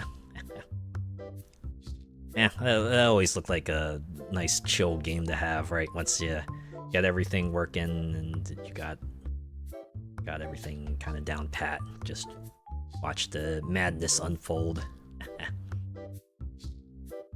But yeah, it's good to hear you had a good stream. Hope you're having yourself a good time. And have no puns and raiders if you need to go rest and refresh yourself, do a little stream aftercare, please feel free to do so. But if you want to chill with me while running this shop, pull up a chair. It's good, you're still continuing your playthrough. Attacked some other colonies, took their steel, then some mechs attacked me and I almost died. Oh! So you had like the whole spectrum of moods there. A couple of victories and a couple of tense moments there. And it's always the fun thing about those games, right? The stories, they write themselves. Just like watch it unfold and then it's like a moment you can recount later. It's great. Fun times. Alright. Get back to some management here. I was trying to figure out a place to put down this cash register because the plan here is to get another cashier out to get these people through the lines faster. Yeah. We'll put that there for now. I can organize this later. Let's see. I want you, right? Benji Otto. You have fast restock and fast checkout speed. Welcome aboard. RimWorld is a very good story generator. Oh yeah, I bet.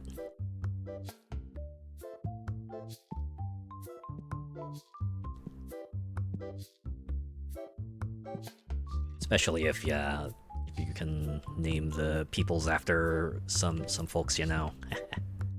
Right where it gets really good. Okay, no, don't like your trade.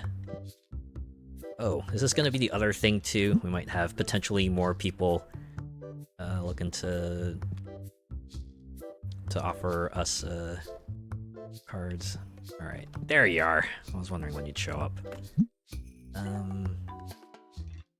Yeah, go to a counter. Go start checking people out.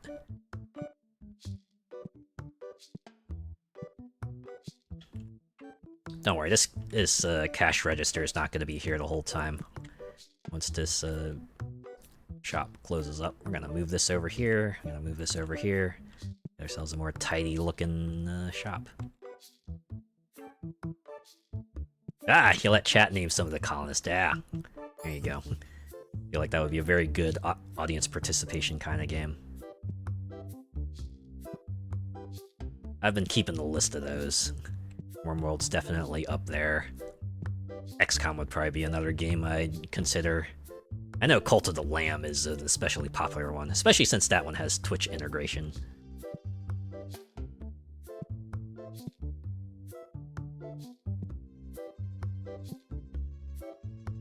Anything that lets chat have a piece of the action would probably be something to keep in mind.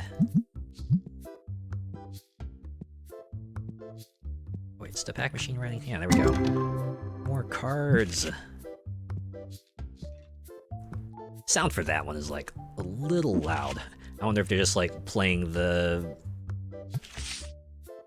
sort of pack summary sound effect just multiple times, and that's why that sounds a bit funky.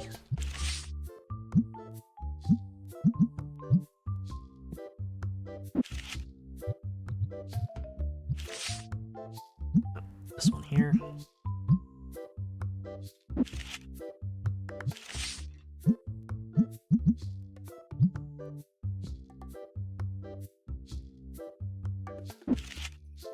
Cult of the Lamb is better for a medium-length chat game. RimWorld is better for a long-term playthrough. Ah, yeah.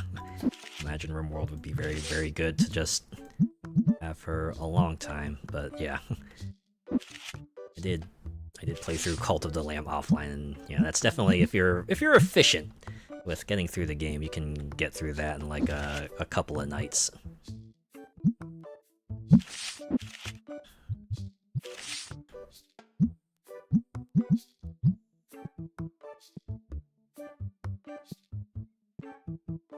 Oh no. Oh, no. Wanted this, cause stinky alert. Sometimes they slip past my defenses. Alright. Ah, if only I had the card you wanted. And oh, see. Ask price, I like this one. 2, 6, 9, 8. 38. Wow. Sale value is gonna be through the roof. Getting late, I'ma head to bed. Hope you have a good rest of stream. Yeah! Have yourself a good rest, and thank you again for the raid. I'll take good care of your community. Honestly, this would probably be the kind of thing that could easily put you to sleep, I imagine. In a good way, right? The kind of thing that can just really kind of space out, right? Space out, eventually go to sleep, and then wake up. You find yourself on a different channel entirely. That actually happened to me once. I was like watching someone stream late at night, and I blinked, and the next thing I know, I'm like watching someone else play a different game entirely. I'm like, oh, I fell asleep. All right, time for actual bed. Oh, I lowballed the asking price a little bit, but it seems like she was fine with it.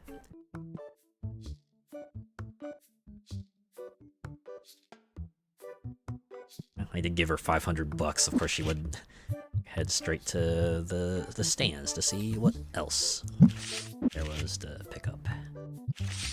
Oh yeah. Actually, we'll change this to 4,500. Right. Oop, not 45,000. Wait. Oh, I pressed the wrong button.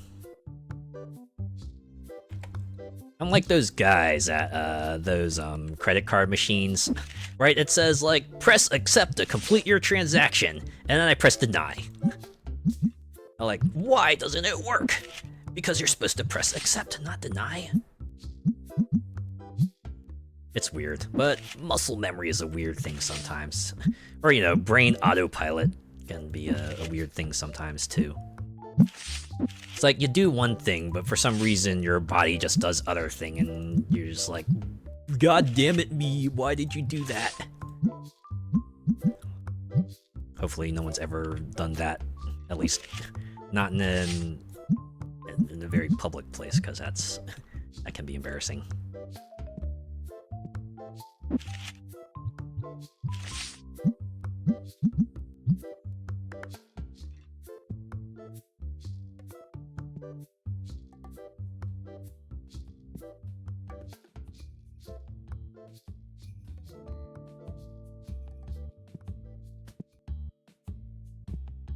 Yeah, now we got the second cashier.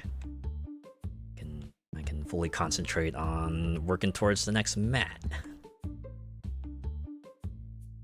Look at that. There's barely a line anymore. And we got 2 spots for people to check out at.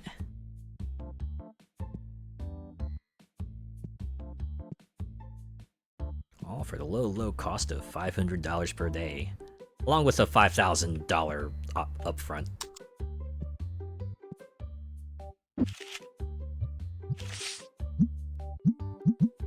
I mentioned it already, but there's an achievement for having 8 workers at once.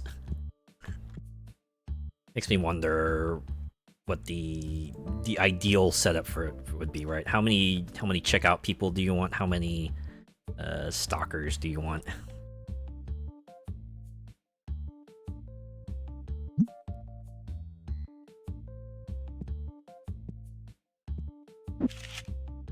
In fact, if I remember correctly, there was like a 3rd button on there, right? I think there was one for setting the price.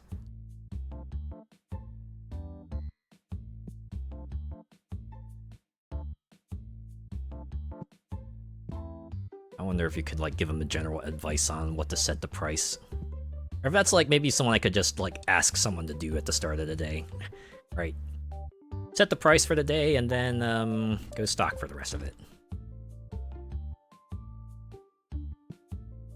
I would probably delegate that to someone who can stock very fast. Declined. Because the market value is lower than your asking price.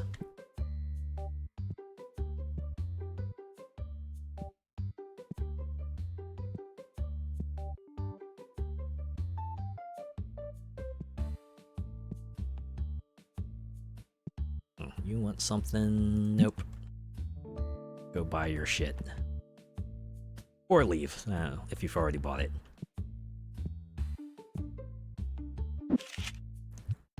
Reminds me of the Flintstones. The line is like, I said out! O-W-T! Out!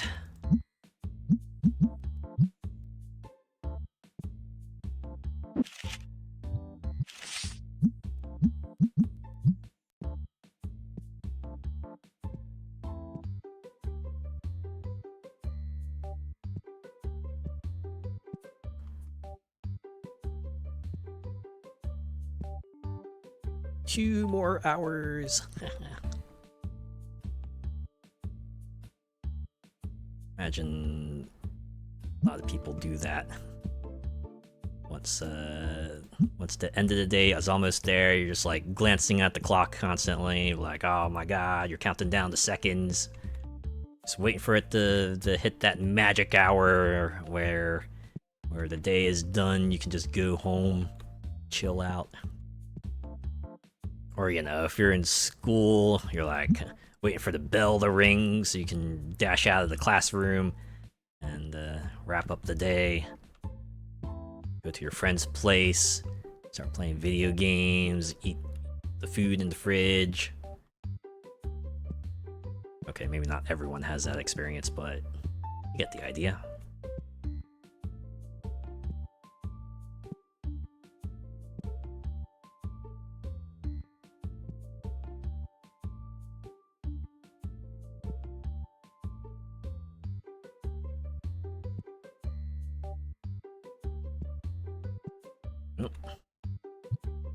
Air freshener machine is halfway gone.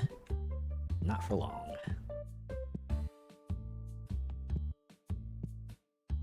Alright, 40 more minutes. What do you have? A graded card. I can sell this.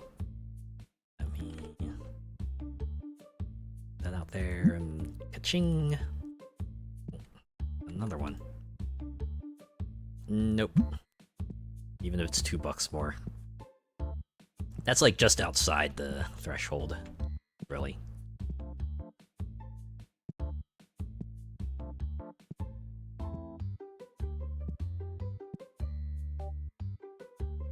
Alright, now we get that funny moment. Yup. Since no one's in line, they're like, we're out. Right, the whistle blows and they're out of there. Gotta get home. I mean, I get it. At 9, kind of just not much time left in the day if you're like if you have a regular sleep schedule. Right, it's probably just enough time to get home, eat dinner, and maybe clean yourself up for bed if that's what you do.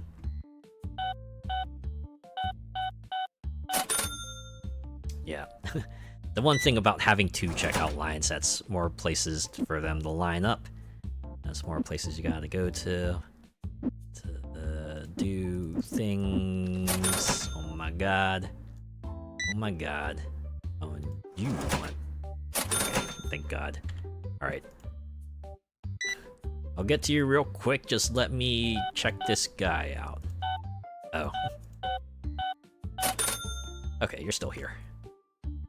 I tend to decline ghost cards on principle. Any ghost card I get, I'll probably just throw in the display board, right? Even if they are worth hundreds of dollars.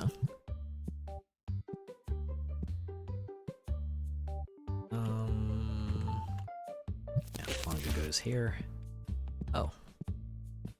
Alright, I can check you out. 862, was it? Not that, not that. Go. And unfortunately, you are going to have to sit here until I'm done inventory.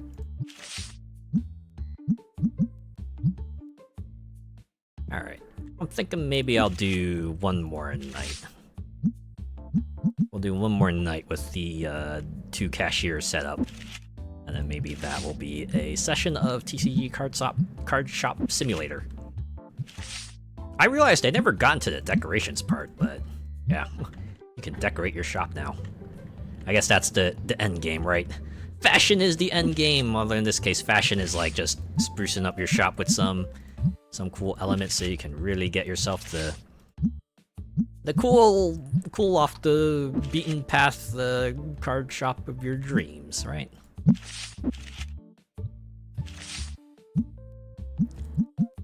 Honestly, I probably should have waited to fill up those spaces until I had the packs opened.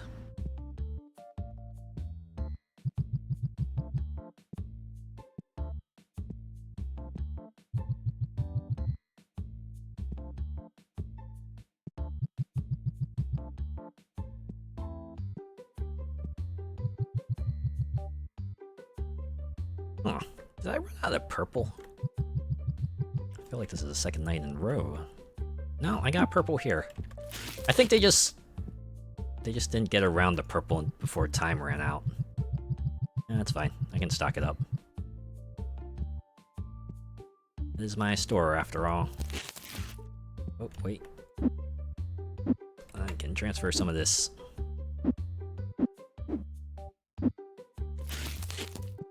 Or actually, might as well just open this and stick it right into the pack machine, because that's what I'm going to do with it anyway. Oh, hand is full already. Nope. So you take some out here, and the one out here, and then let it begin. 5,000 bucks. I wonder if that's like the dissatisfied customers. I wonder if there's like a limit to how much a counter can sort of queue up customers. And the fact that I had one for the longest time meant that there would always be some that would eventually just like give up, you know, because time ran out and stuff for them.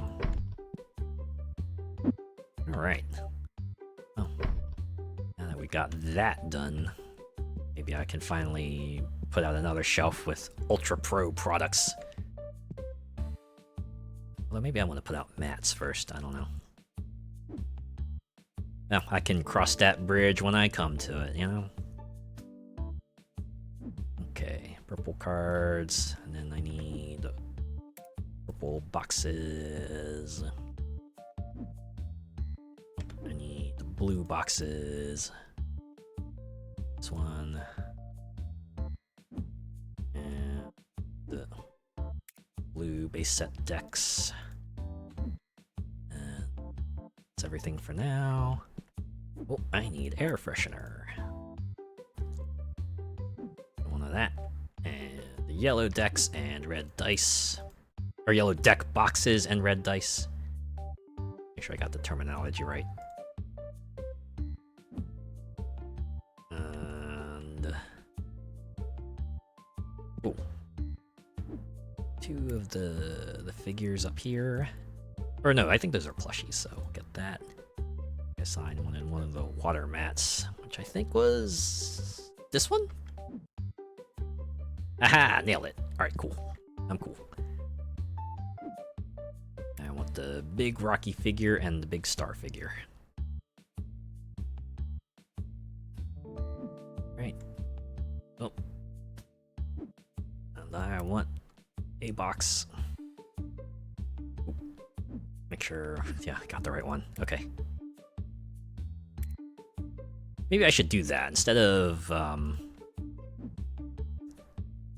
getting one singular mat. I should just like put up some more shells and throw a bunch of Ultra Pro products on them.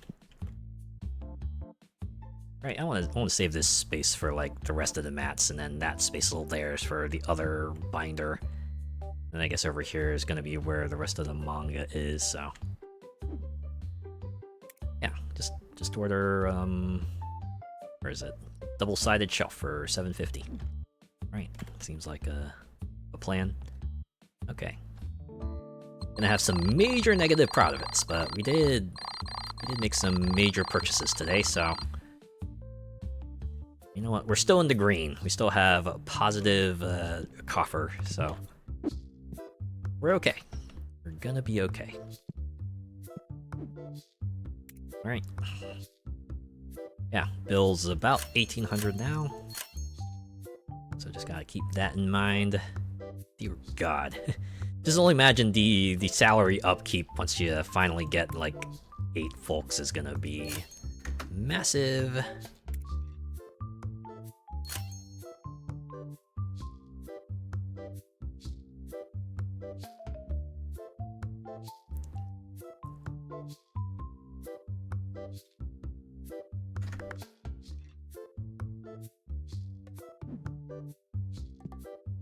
Boy, oh boy. Maybe instead of like a big shelf, I could just do, well, no. Right now, I probably shouldn't do that, because they have like, what, yeah, they have playmats, packet pages, card holders. Okay, yeah, some of these stuff would probably go on a shelf. And it's Ultra Pro anyway, right? Just headcanon, the special Ultra Pro shelf. Where is it? Yeah.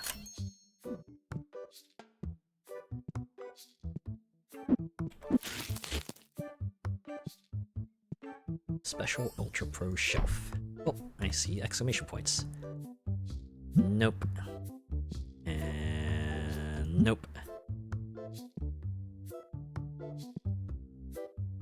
Just gotta be careful though. I want to at least have 5,000 on hand, right? So I can order some new product and then, you know, pay the bills and the salary and everything. Also have to remember that each new product I buy is going to be like additional upkeep I'm going to have to pay for the restock, so maybe I don't want this out yet. Can just put this in the back now with my other shelf that I'll definitely put out there once I have more space for figurines. Ooh, this is all gone. I probably have enough small cards on hand to okay, ours close album, yeah, to make more bulk boxes. Oh my god, 1,700?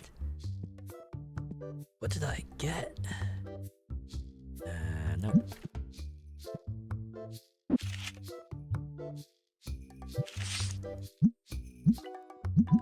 $1,000. See, that's what everyone aims for, right? The super ultra rare, super cool card with the pretty art. Some people get it for the art, other people get it for the hojillion dollars that they might make when they sell it. Did I get any new ghost cards? Let's see. Oh, nope, that's a graded section. I want ghost. Oh, I got 2 of them actually. Alright, those are going into the glass case. Check out my super cool ghost cards.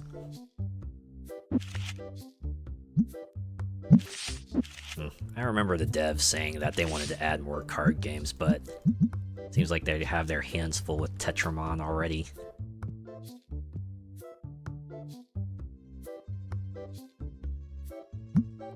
Makes me wonder though, what would be next, right? They did the Pokemon TCG reference. Would the next one be like Yu-Gi-Oh or Magic? One or the other.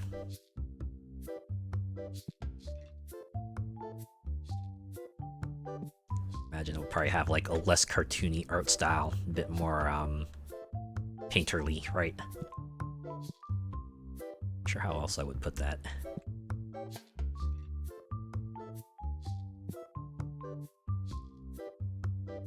Alright.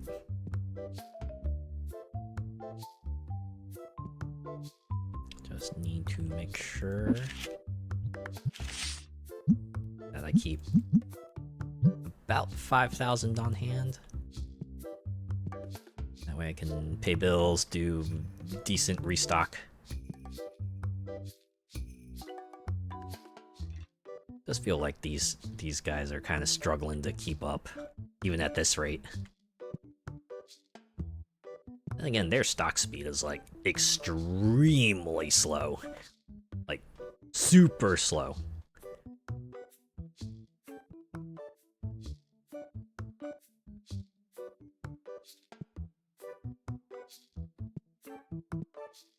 Now that we got 2 cashiers, it does feel like product is flying off the shelves.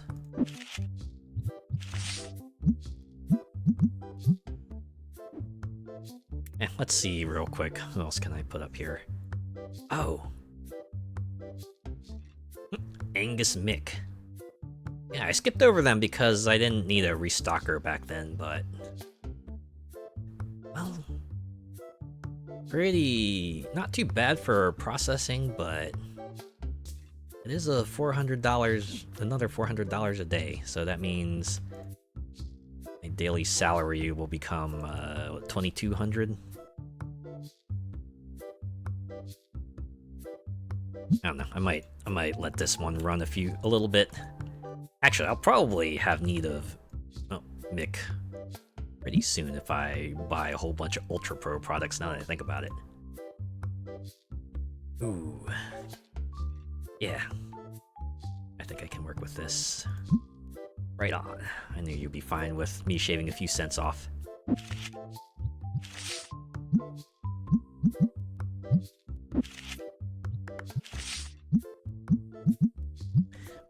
I deliberately bottlenecking myself this whole time, just sticking with one. Just thinking I could get away with that when I was actually hampering my ability to make so much more profit. Oh my god, I'm like up to 8,000. Before the advent of the second cashier, I could only dream of having this profit on a lucky day. I can barely keep things on the shelves. Oh my god.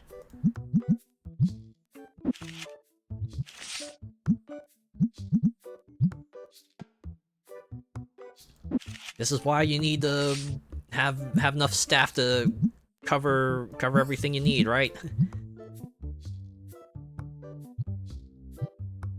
In fact, I just might actually hire him today. All right, I might just actually get him now. Get that mofo on the field, right? While I can. Yeah, let's do that. We're gonna. Hey, I have need of you. Hey, Angus. I have need of a person with a very particular set of skills. And you, sir, have them.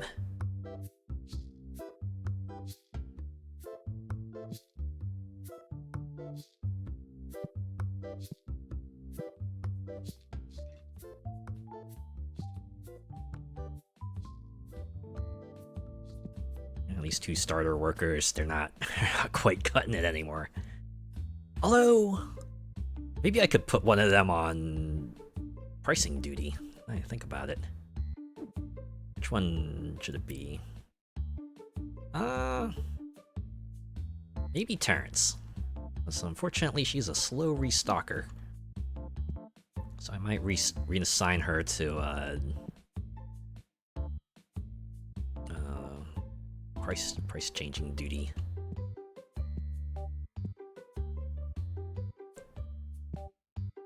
Oh. Nope. And sure, why not? Price is the same.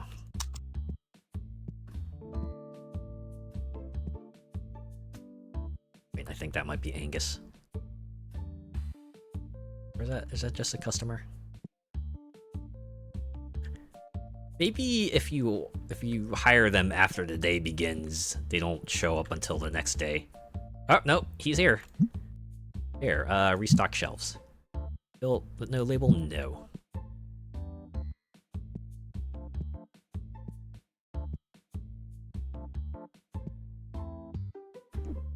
I wonder if the reviews are like, oh my god, there's, oh, I see. Yeah, okay, cards could be cheaper.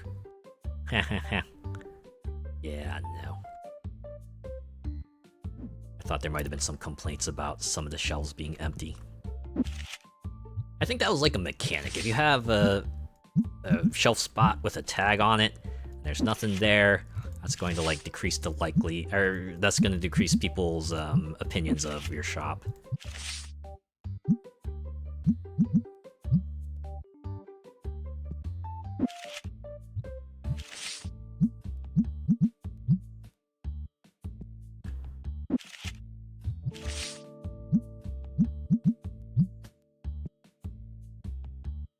Oh, got more people.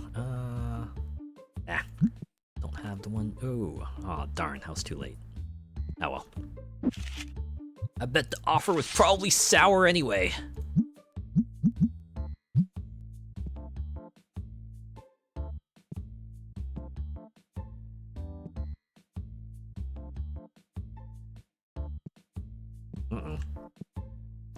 See, stinky person. Stop it. Stop that.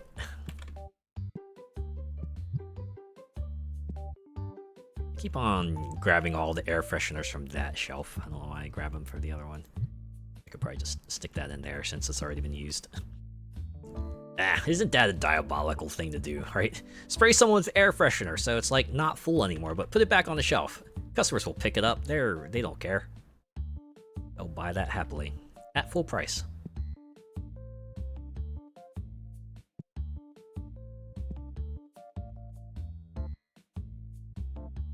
There we go. I think we're doing a little better with getting things restocked.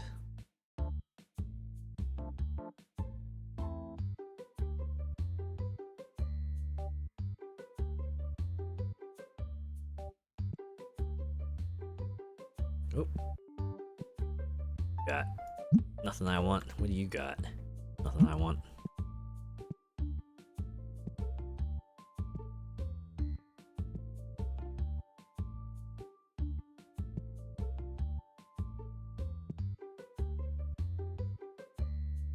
One more hour.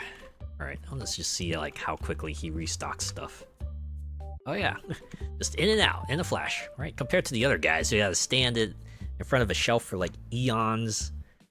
Oh, this guy's just like blah blah blah blah blah blah blah, just like that.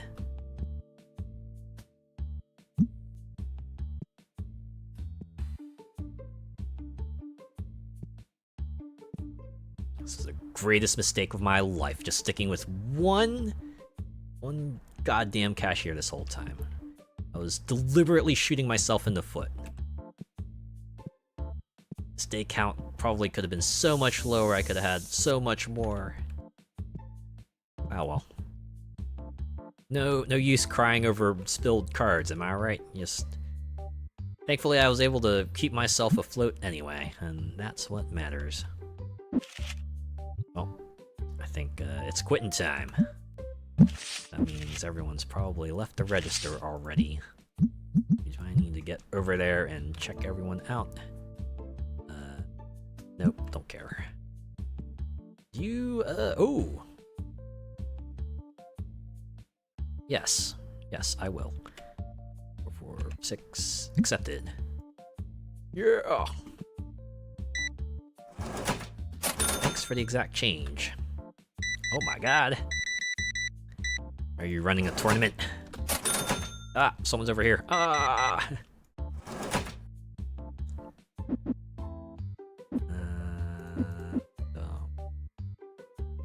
Yeah. Oh, one more. Just bouncing back and forth. I wonder if there's always a chance that like someone eventually gives up waiting for someone to check them out and eventually just like puts all the stuff back. End up losing out on some potential profits. Thanks for the exact change. That's much appreciated. 8.37, okay. Oh. Oh man. Wow, things are lively again. Oh, you have an offer too? Okay. Sure, I'll even offer 11. Just so I don't have to go into the cents counter and type that out. You get an extra nickel because I'm lazy.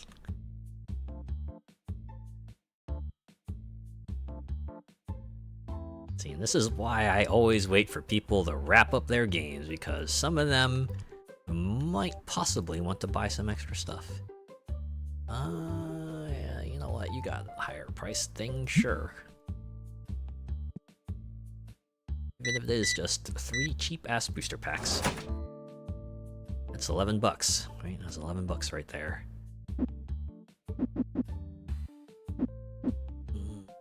Okay. Oh, another one here. 1083 is your change.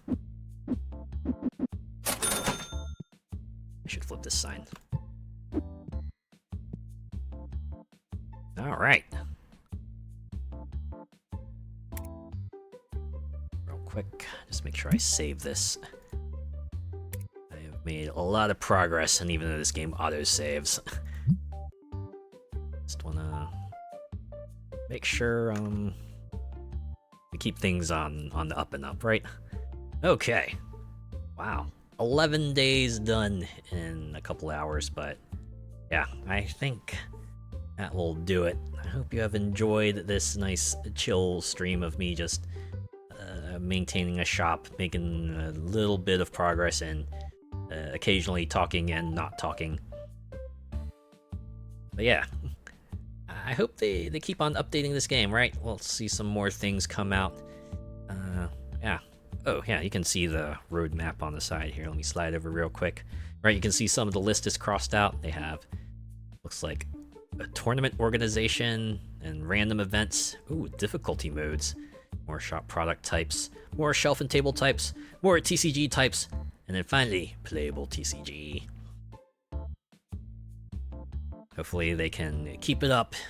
Imagine once this game reaches the finished state, it's going to be a great one. But for now, I'm going to call things here. Yeah. Thanks to everyone who came by and hung around and chatted and rated in. And even if you just lurked, I appreciate each and every one of you. And I'll be back on Friday, where we'll play Balatro. And then I have an announcement. What's it gonna be? Just try to act shocked, okay? Hope you look forward to it. All right, let's go look for someone to raid. Let's see who is online tonight.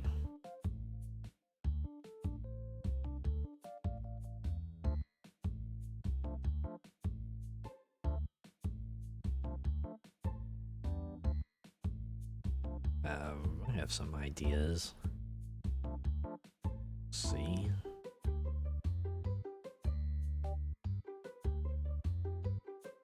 Follow through with this, or maybe I'll find someone else.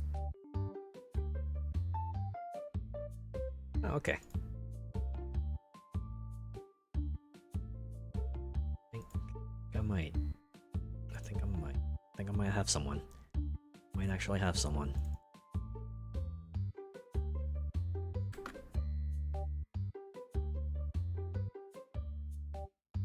Yeah, okay. I haven't played for too long, so I think they'll be on for a bit. Let's see if they have raids open. Let's see. Where the heck did I... Okay, here it is.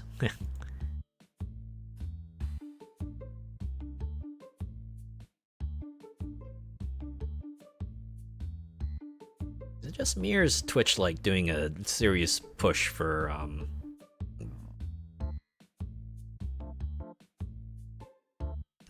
badges for some weird reason? I don't quite understand it. I only have one of those out at a time. I only mentioned this because I saw there was a notification or of like gift a sub. I think between now and like I think 2 days later you can get yourself a Hornet badge. Right, in celebration of Hollow Knight Silk Song, but I don't know. And I'm not sure if I want to pay $6 to have a little badge icon, you know? Alright, I think they have raids open, so... Let me... Raid message. Let me set up a raid message. It's gonna be... Yeah, let's just do TCG... Oh. I think I have like a key combo that I do that just like automatically throws out a test object for the throwing system, so that's why that happened. Alright, anyways. Raid message. This is TCG shop raid. And the fella we're going to raid into tonight is Adora Alfie. They are playing Path of Exile 2 right now. I think that game got they're starting a new season recently, so I know they also had a free weekend, so I saw like one of my other friends was playing it, but I know the first Path of Exile was a very, very well-regarded game, so should be a fun time, right? If you like ARPGs, this will be a nice thing to continue watching. Alright, let's go over and give Adora Alfie our support. If you are joining in on the raid, give them a TCG shop raid, and if not, have a good start to your weekend, and I'll see you on Sunday for Balatro. And an announcement?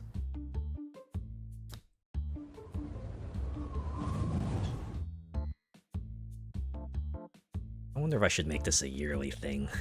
When September 2026 rolls around, we'll come here to the TCG card shop again. Right, if we don't do it sooner. Oh, can always decide on that later. Alright, see ya.